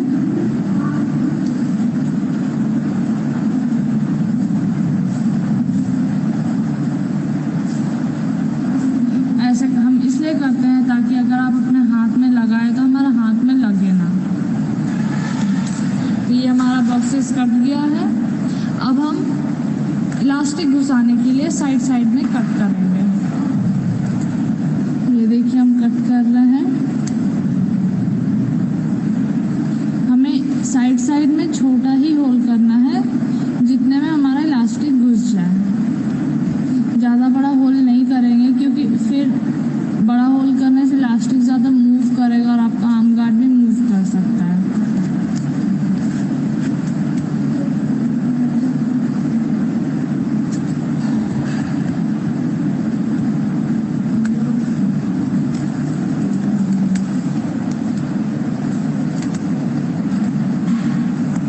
इसी तरह हम चारों कॉर्नर में होल कर देंगे। जैसे कि आप देख सकते हैं हमारे चारों कॉर्नर में होल हो गया है। तो आप देख सकते हैं हमारा आर्म गार्ड कट चुका है, हमारा चारों तरफ होल हो चुका है ताकि हम उस पर इलास्टिक लगाएं। अब हम लगाएंगे इलास्टिक।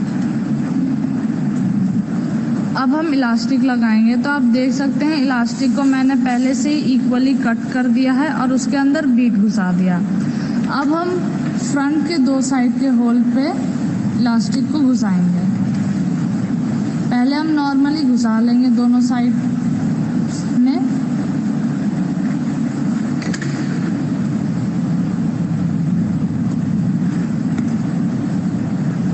तो ये हमने फ्रंट साइड घुसा लिया है। अब हम दूसरा इलास्टिक को बैक साइड पे घुसाएंगे।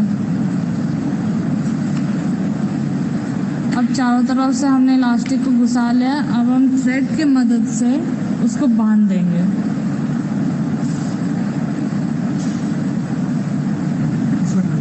तो हम अभी थ्रेड से बांधना स्टार्ट करेंगे।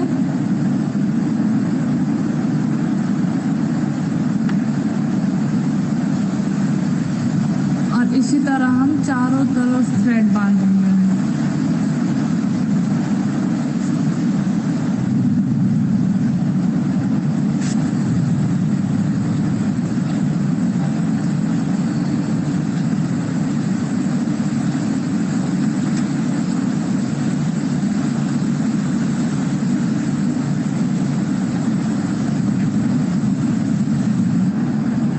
जैसे कि आप देख सकते हैं हमारा आर्म गार्ड रेडी हो चुका है। हमने थ्रेड को इलास्टिक में थ्रेड को चारों तरफ से बांध लिया है और ये हमारा आर्म गार्ड रेडी है। आप इसी तरह आर्म गार्ड बना सकते हो। वो कोई भी शैम्पू का डब्बा हो सकता है, उसे आपको नॉर्मली कट करना है, इलास्टिक लगाना है और अच्छे से थ्रेड से टाई कर लेना है। Thank you. तो आपने देखा कि बहुत सिंपल तरीके से आपके घर का जो वेस्ट प्रोडक्ट है उससे आप आर्म गार्ड बना सकते हैं। आर्म गार्ड बहुत जरूरी है, क्योंकि अगर आर्म गार्ड आपसे चोट से बचाएगा, क्योंकि जब स्ट्रिंग आप छोड़ते हैं कभी कभी स्ट्रिंग लग सकता है अगर गैप आपके बहुत कम है, तो इसलिए आपको बहुत इंपॉर्टेंट है। तो इसी के साथ ये हमारा सेशन खत्म होता है। हम थैंक्स करना चाहेंगे अपनी टीम से। पूर्णिमा मैं तो जुड़ी हुई थी, टाटा आर्ची अकेडमी से सत्यदेव जुड़े थे, साई सोनेपत से गंगाधर जुड़े हुए थे, आपके NIS कोलकाता से रिजपाल जी, MP स्टेट अकेडमी से लोकेश, यमुना स्पोर्ट्स कॉम्प्लेक्स से रुपेश, प्रोजेक्ट ऑफिसर दिल्ली से रंजीत चावले, आपके आर्चर्स अकेडमी पुणे से और अपना जुड़े हुए थे, और साथ ही साथ कुलदीप, सुरेंद्र जी पंजाबी यूनिवर्सिटी पटियाला से जुड़े हुए थे, और अपने टिटमस शर्मा ASI से, और हमारे जितने और एक्सपर्ट्स भी आज हमारे साथ जुड़ गए हैं।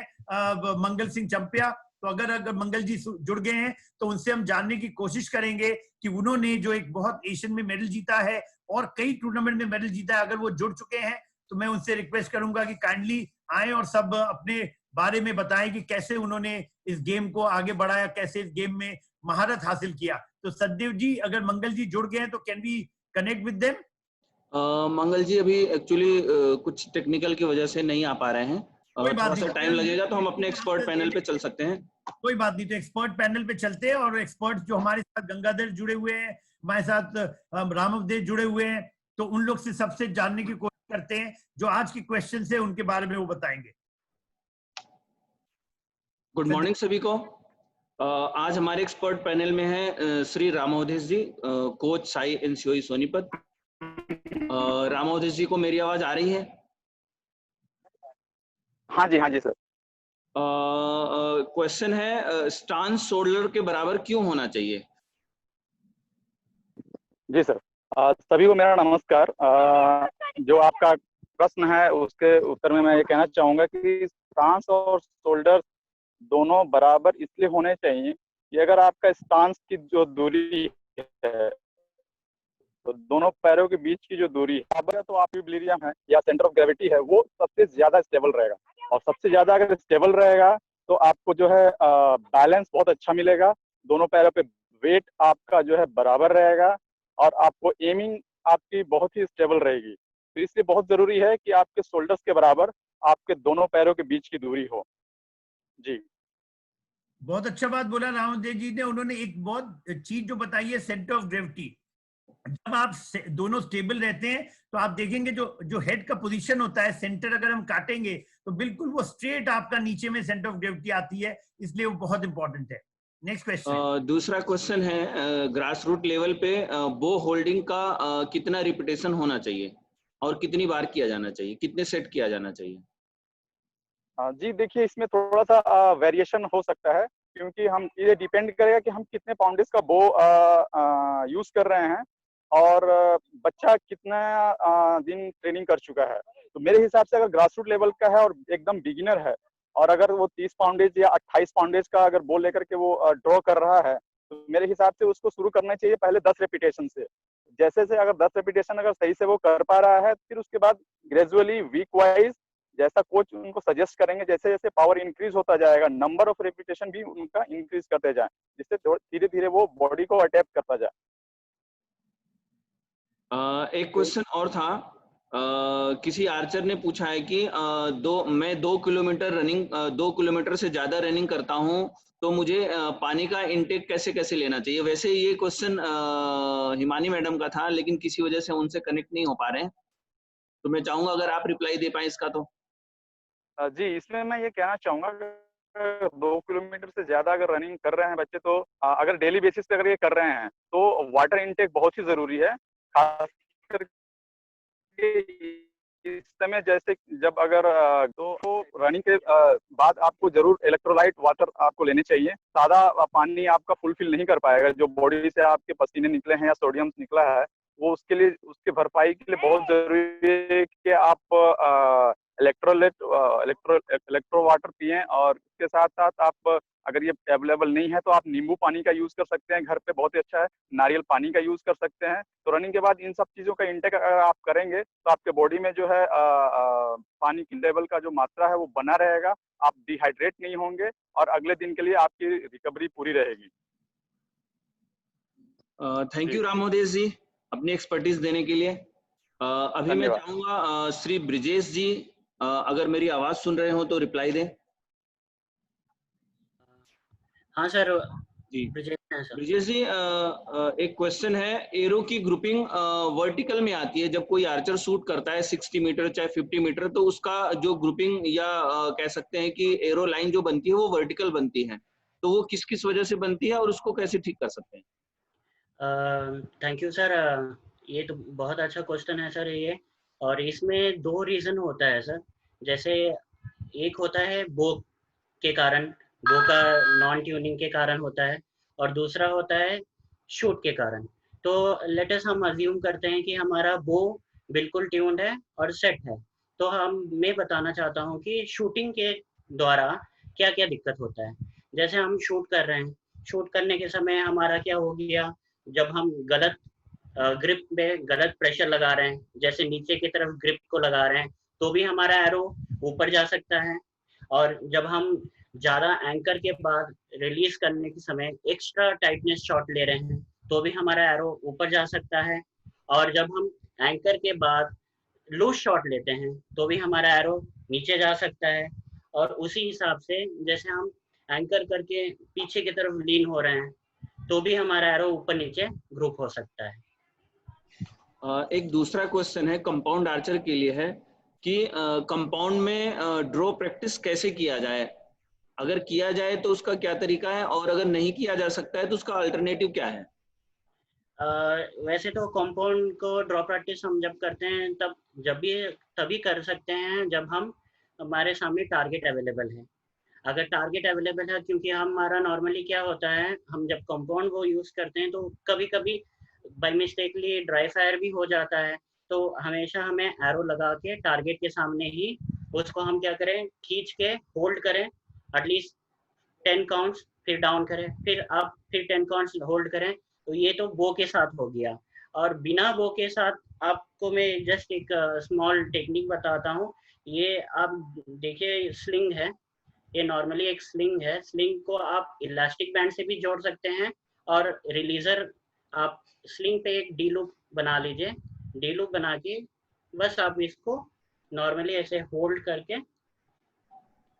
और आप अपना बैक प्रेशर को मेंटेन करते करते करते ये प्रैक्टिस भी आप कर सकते हैं। और अगर इसको और थोड़ा सा आप अगर स्ट्रॉन्ग प्रैक्टिस लेना चाहते हैं तो आप इसके साथ ये डंबल है, डंबल को भी आप बो हैंड में पकड़ लें, बो हैंड में पकड़ के फिर रिलीजर लगा के प्रैक्टिस करें तो भी आपका स्ट्रेंथ डेवलप हो सकता है। इस प्रकार ये वाइस वर्सा है। थैंक यू ब्रिजेश जी। अभी आज का एक आखिरी क्वेश्चन है, मैं चाहूंगा संजीवा सिंह जी ही इसका रिप्लाई दें क्योंकि उनके लिए थोड़ा सा ज्यादा सूटेबल होगा। हमको कल एक क्वेश्चन मिला था, समय नहीं होने की वजह से हम ले नहीं पाए थे। किसी आर्चर का है, वो बोल रहा है कि मैं 25 इयर्स का हूँ, मेरी जॉब नाइट शिफ्ट में चलती है, मैं आर्चरी को कैसे कर सकता हूँ, मेरे लिए कुछ गाइडेंस दें। देखिए, मैं चाहूंगा संजीवा से रिप्लाई दें। आर्चरी जो है आपका समय के पाबंदी नहीं हो सकता, क्योंकि सबसे बड़ी खासियत आर्चरी में क्या है कि इवन नाइट में कर सकते हैं, डे में कर सकते हैं। क्योंकि अगर आपका डे शिफ्ट है, अगर सपोज आपका 2 शिफ्ट चलता है, मॉर्निंग एंड इवनिंग, तो जब आप मॉर्निंग शिफ्ट में हैं, आप लाइट लगा के, आप जो लाइट हेलोजेंस लगा के आप अपना आराम से रात में प्रैक्टिस कर सकते हैं। और जब नाइट शिफ्ट चल रहा है तो आप डे में कर सकते हैं। तो जहां तक एज है, जैसे कल आपने देखा तरुणदीप राय जुड़े थे, वो कितने थे, 35 इयर्स प्लस के थे। जब हमने कंपाउंड शुरू किया था तो हम लगभग 40 साल के थे। तो ऐसा कोई एज बार नहीं है। 51 ईयर पे भी वर्ल्ड चैंपियन बने, कनाडा के जो आर्चर थे 51 ईयर्स पे वर्ल्ड चैंपियन बने थे कंपाउंड में। तो ऐसा नहीं है कि आपका एज एक लिमिट, एज सिर्फ मानसिक होता है। आपको सिर्फ क्या होता है, एज का जब अगर आप बढ़ता है तो आपको फिटनेस बढ़ानी पड़ती है, तो वो इंपॉर्टेंट है। टाइमिंग जो है मॉर्निंग में कर सकते हैं, लंच ब्रेक में कर सकते हैं, आपके शाम को कर सकते हैं, रात को कर सकते हैं। तो चारों समय में आपके पास जब सहूलियत हो, पढ़ाई के बाद आप जाइए, शॉर्ट रेंज पे कीजिए, और सैटरडे संडे जब आपकी छुट्टी होती है तब आप लॉन्ग रेंज कीजिए। जब हम अपना कॉर्पोरेट जगत में काम करते थे तो सैटरडेज एंड संडेज को फुल डे प्रैक्टिस करते थे, और बाकी दिन मॉर्निंग में, आफ्टरनून में, लंच टाइम में, और फिर अगेन इवनिंग में। तो इस तरीके से आप अगर 2 घंटे भी प्रैक्टिस कर लेंगे दिन में तो आप अपने को मेंटेन कर सकते हैं। दूसरा चीज जो आपको सबसे इंपॉर्टेंट चीज बताया था हमने, मेंटल ट्रेनिंग का। जब आप 2 घंटे या 1 घंटे प्रैक्टिस करते हैं, किसी कारणवश आप नहीं कर पाते उस दिन, आप जरूर माइंड को ट्रेन कीजिए। क्या आपको तरुणदीप ने बताया था कि जब वो तरुणदीप बात कर रहा था उस समय भी माइंड में उसका शूटिंग चल रहा था। जब आप जितने टॉप वर्ल्ड चैंपियन लेते हैं, अभी हम अगले वाले 12 सेशन में 15 जून के बाद जुड़ने वाले डेवलपमेंट प्लान में। डेवलपमेंट प्लान में हम एक एक स्पोर्टिंग लीजेंड जो ओलंपिक चैंपियंस है उनके बारे में बताएंगे कि वो कैसे ओलंपिक चैंपियन बने। उसमें बताएंगे कि जो सबसे बड़ी चीज आती है माइंड ट्रेनिंग की, उसमें वो माइंड को कैसे ट्रेन करते हैं। आप बीमार हैं, आप बेड में बैठे हैं तो भी माइंड ट्रेनिंग कर सकते हैं, और जब माइंड को ट्रेन करते हैं तो माइंड क्या करता है, इंपल्स छोड़ता है। तो अगर आप उसको इलेक्ट्रोकार्डियोग्राफी से अगर चेक करना चाहेंगे तो आप देखेंगे नर्व में, जो नर्व को एक्टिव होना चाहिए वहां इंपल्स जाते हैं, तो वो इंपल्स जाके वो एक्टिवेट करते हैं मसल्स को। तो ये सबकॉन्शियस माइंड से आप जब ट्रेन करते हैं और जब आप फाइनली शूट करते हैं कंपटीशन में, तो आपको पता भी नहीं चलता, आपका सबकॉन्शियस माइंड कंट्रोल करता है, और तभी वर्ल्ड रिकॉर्ड्स बनते हैं। तो वर्ल्ड रिकॉर्ड बनाने के लिए इंपॉर्टेंट क्या है, माइंड को ट्रेन करना। माइंड को ट्रेन करने के लिए समय का कोई नहीं है, आप चाय पीते हुए कर सकते हैं, ब्रेक में कर सकते हैं, लंच ब्रेक में कर सकते हैं, जब भी मिले। लेकिन मेरा एक ही रिक्वेस्ट है, ये जो जिन्होंने ज्वाइन किया 25 साल, बिल्कुल कोई दिक्कत नहीं है, हम सब लोग कर सकते हैं, अभी भी बच्चे लोग कर रहे हैं, तो आप जरूर कीजिए। कोई भी दिक्कत आती है आप हम लोग से जुड़िए, हम लोग का सबका email ID, mobile number available है, हम लोग जरूर आपको गाइड करेंगे। तो इन्हीं, अगर कोई और क्वेश्चन नहीं है, अगर गंगादीप जुड़ चुके हैं, अगर उनको क्वेश्चन है उनके लिए। नहीं सर, क्वेश्चन आज के खत्म हो गए हैं। तो इसी शब्दों के साथ मैं धन्यवाद देना चाहूंगा भारतीय खेल प्राधिकरण का, हमारा भारतीय तीरंदाजी संघ का, हमारा कोचेज डेवलपमेंट कमेटी का, और साथ ही साथ मेरे जितने भी टॉप अकेडमी जो जुड़े हुए हैं, जो आपको ये 20 से 25 साल के जो एक्सपीरियंस है, पूर्णिमा, धर्मेंद्र, रिचपाल, कुलदीप, सत्यदेव, राम अवधेश, रंजीत, प्रकाश राम, टिटोमर शर्मा, ये सब लोग जो 15 से 20 साल का एक्सपीरियंस लेके ये 200 से 250 साल का एक्सपीरियंस को हम लोग ये ग्रास रूट ट्रेनिंग में, डेवलपमेंट ट्रेनिंग में लेके आ रहे हैं। ये जो लेसन है आपको पीपीटी दी जा रही है, ये साई के वेबसाइट पे है। सतदेव जी आपको वीडियो भेज सकते हैं, आप ये वीडियोस को निरंतर देखिए। जहां समझ में नहीं आए आप हम लोग से कांटेक्ट कीजिए, हम लोग और एक्सप्लेन करेंगे। इन्हीं शब्दों के साथ धन्यवाद। जय हिंद, जय भारत। सर हमारे बीच में मंगल सिंह चंपिया जुड़ गए हैं। जैसा कि उनका नाम चैंपियन है, तो वैसे भी चैंपियन के चैंपियन है और इनके नाम बहुत सारे रिकॉर्ड हैं। भारत सरकार ने अर्जुन पुरस्कार से इनको नवाजा है और इनके नाम एक बहुत बड़ा रिकॉर्ड है कि इन्होंने 2008 ओलंपिक्स में सेकेंड रैंक हासिल किया था, जो कि लिम्बाराम जी के अलावा और किसी को ये ख्याति प्राप्त नहीं है। तो मैं चाहूंगा कि मंगल सिंह चंपिया हम सभी खिलाड़ियों के लिए, प्रशिक्षकों के लिए कुछ अपना विचार प्रस्तुत करें। श्री मंगल सिंह। मंगल जी, आप बताएं कि आप कैसे मेहनत करते थे और क्या क्या करते थे। 3 चीज के बारे में, टेक्निक, मेंटल ट्रेनिंग और फिटनेस, आप कैसे मेंटेन करते हैं। आवाज नहीं, मंगल जी आवाज नहीं आ रही, आप अनम्यूट कीजिए अपने को।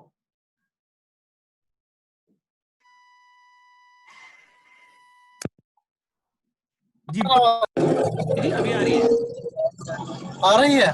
जी आ रही है। अच्छा, हाँ, सभी को मेरा नमस्ते और आज का ये दिन आप सभी लोग के लिए शुभ हो। चलिए, आप लोगों ने मुझे इस ई पाठशाला में शामिल किया, तो ये आज का दिन के लिए मेरे लिए भी बहुत अच्छा एक एक्सपीरियंस का दिन है। तो ये सवाल था अभी आप सभी के लिए मुझसे कि मैंने कितना ट्रेनिंग किया था, मेंटल ट्रेनिंग या फिजिकल या फिर अपना शूटिंग टेक्निक।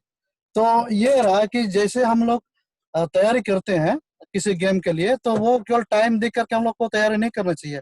बस ये देख करके तैयारी करना चाहिए कि हम कौन सा गेम के लिए तैयार हो रहे हैं और उस गेम के लिए हमें कितना प्रैक्टिस करना चाहिए, और उस गेम में हमारे साथ जो अच्छे वर्ल्ड के प्लेयर हैं जिन्होंने world record, world championship, Olympic में मेडल ले चुके हैं, तो उनके साथ हमारा मुकाबला होगा। उसके हिसाब से हर एक को इमेजिन करते हुए प्रैक्टिस करना है। अगर हम इमेजिन करेंगे कि हम किसी आर्चर्स के साथ, टॉप आर्चर्स के साथ प्रैक्टिस कर रहे हैं और मैच खेल रहे हैं, अगर वो 10 शूटिंग शूट कर रहा है और या बहुत मुश्किल से 9 नहीं तो 10 ही शूट कर रहा है, तो हम लोग को भी दिमाग को उस तरह से ट्रेन करना पड़ेगा कि हमारा जो भी छोटा छोटा गलतियां, इनको सुधार करके हमें एकदम परफेक्ट शूटिंग निकालना है और हमारा भी 10 या X हो, ये सोच करके हमें जो भी अपना रिलीज हो गया, इसके बाद एमिंग पॉइंट हो गया, हवा में एम अप हो गया, ग्रिप प्रेशर हो गया, तो सब कुछ देख करके, सब कुछ चेक करके हमें हर एक दिन का शूट, हर एक राउंड में, हर एक एरो के ऊपर ये फोकस करना पड़ेगा। तभी हमारा एरो एक जैसे जाएगा। अगर एक X है तो दूसरा भी X, अगर दूसरा X नहीं तो 10 जाएगा। इस तरह से हमें एकदम बड़े बड़े प्लेयर्स के साथ में इमेजिन करके ट्रेनिंग करना चाहिए। ये एक अच्छा आइडिया है। और मेंटल ट्रेनिंग के लिए क्या करना चाहिए, जैसे हम ये हमारे ये जैसे योगा है, प्राणायाम है, ये सब से क्या होता है कि हम जो फोकस, हमारा जो दिमाग का फोकस है, इसको कंट्रोल करने के लिए पहले तो हमारा ब्रीदिंग के ऊपर कंट्रोल होना चाहिए, बॉडी बैलेंस बनना चाहिए, तभी हम फोकस कर सकते हैं। तो हमें प्राणायाम वगैरह जैसे हो गया, इसके बाद अनुलोम विलोम, ये सब से हमारा ब्रीदिंग कंट्रोल होता है। इसके बाद हमारा कंसंट्रेशन और बॉडी बैलेंस ये एकदम परफेक्ट हो जाता है। तब ये सब मिला करके, जैसे आपका इक्विपमेंट हो गया, टेक्निक हो गया, इसके बाद कंसंट्रेशन, मेंटल ट्रेनिंग, तो ये तीनों चीज को मिला करके अगर हम एक साथ चलेंगे तभी हमारा स्कोर एकदम हाई लेवल में पहुंचेगा। जिस तरह से मेरा 2008 बीजिंग ओलंपिक में मैंने ये स्कोर किया था। और अपनी मैं चाहूंगा कि अपने ट्रेनिंग के बारे में बताएं कि आपने कितने आवर्स ट्रेनिंग की। देखिए, चलिए, सतदेव सर ने सवाल किया है, तो उस समय सतदेव सर भी थे, मित्तल चैंपियन ट्रस्ट में थे, हम लोग थे, तो हम लोग बेंगलोर में ट्रेनिंग कर रहे थे। तो हम लोग सुबह फिजिकल हम लोग 5:30 बजे से या 5:45 बजे से, टाइम के हिसाब से, अगर ठंड है तो उस समय हम 6 बजे से ट्रेनिंग करते थे, और अगर गर्मी है तो 5:30 बजे से।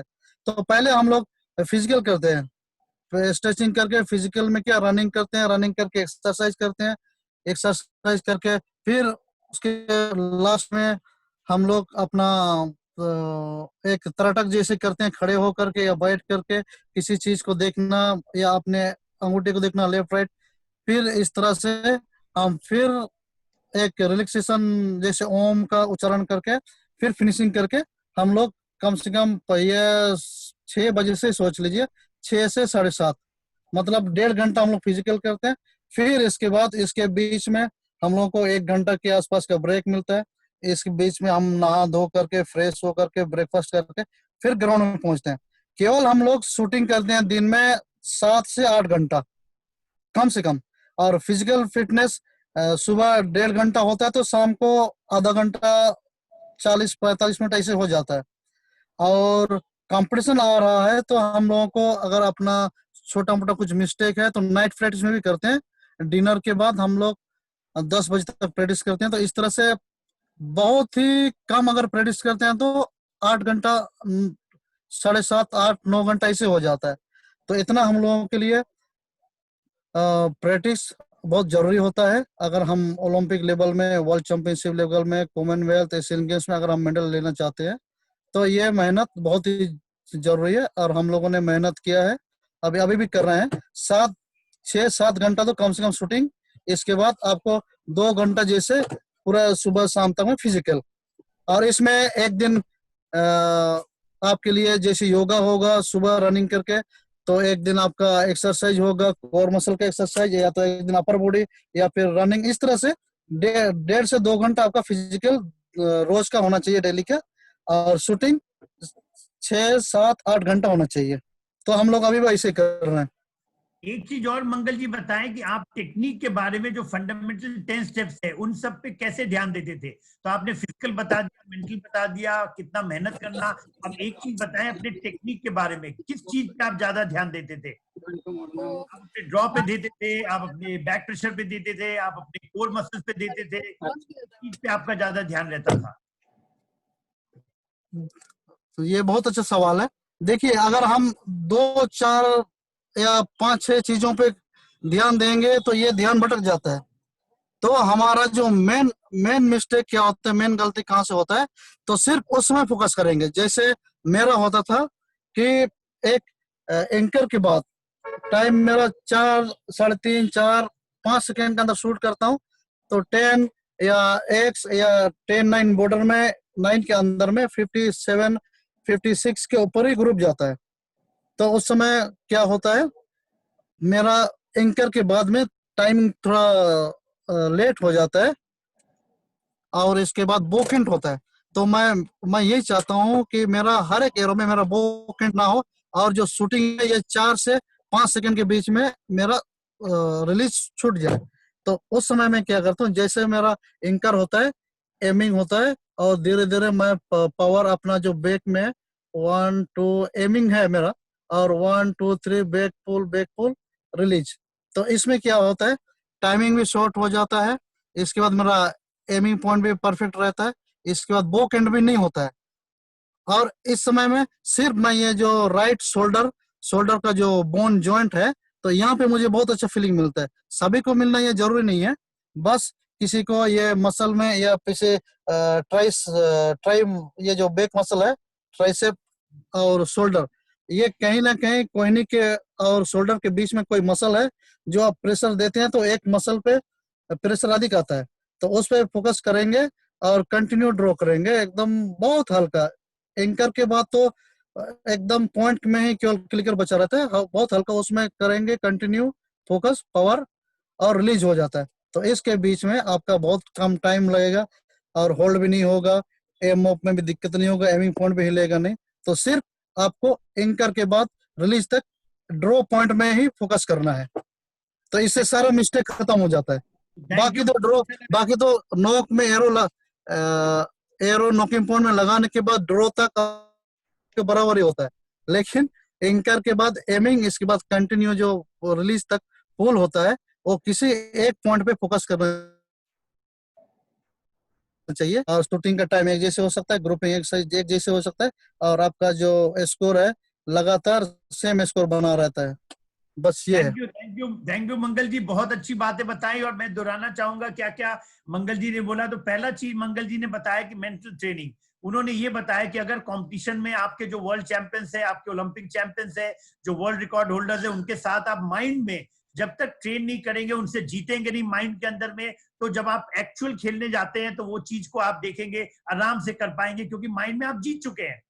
दूसरा चीज उन्होंने बताया कि योगा के बारे में कि बहुत जरूरी है, बोले ब्रीदिंग को कंट्रोल करना, माइंड काम करना, तो वो बोले योगा पे बहुत ध्यान देते थे।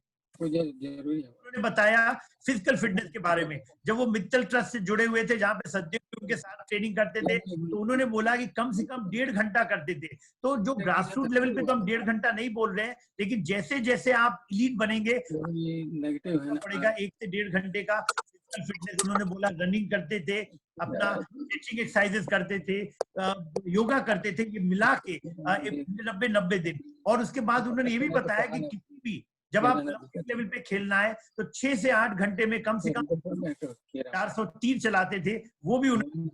चौथा जो पॉइंट उन्होंने एक और चीज बहुत अच्छा बताया टाइमिंग के बारे में।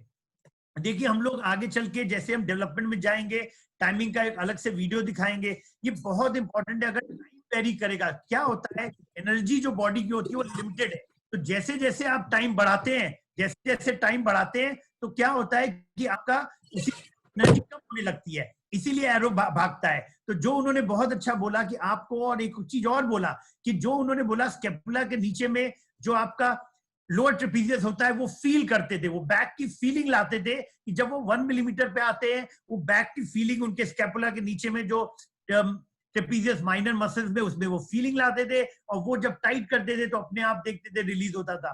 तो ये सब चीजों के बारे में उन्होंने बताया। ये सब के बारे में हम आपके फंडामेंटल स्टफ में बात कर रहे हैं। फिर जुड़ेंगे, फिर मिलेंगे नई चीजों के साथ, नए लोगों के साथ, और उनसे गेम करेंगे। धन्यवाद। जय Bharat. Thank you so much sir. मैं सभी से रिक्वेस्ट करूंगा कि कल फिर मिलेंगे सुबह 9 बजे कुछ नए विचारों के साथ, कुछ नए चीजों के साथ आपके बीच में। छोटा सा है कि जो ना यहाँ से निकल रहा है दोनों को अलग अलग। Thank you so much.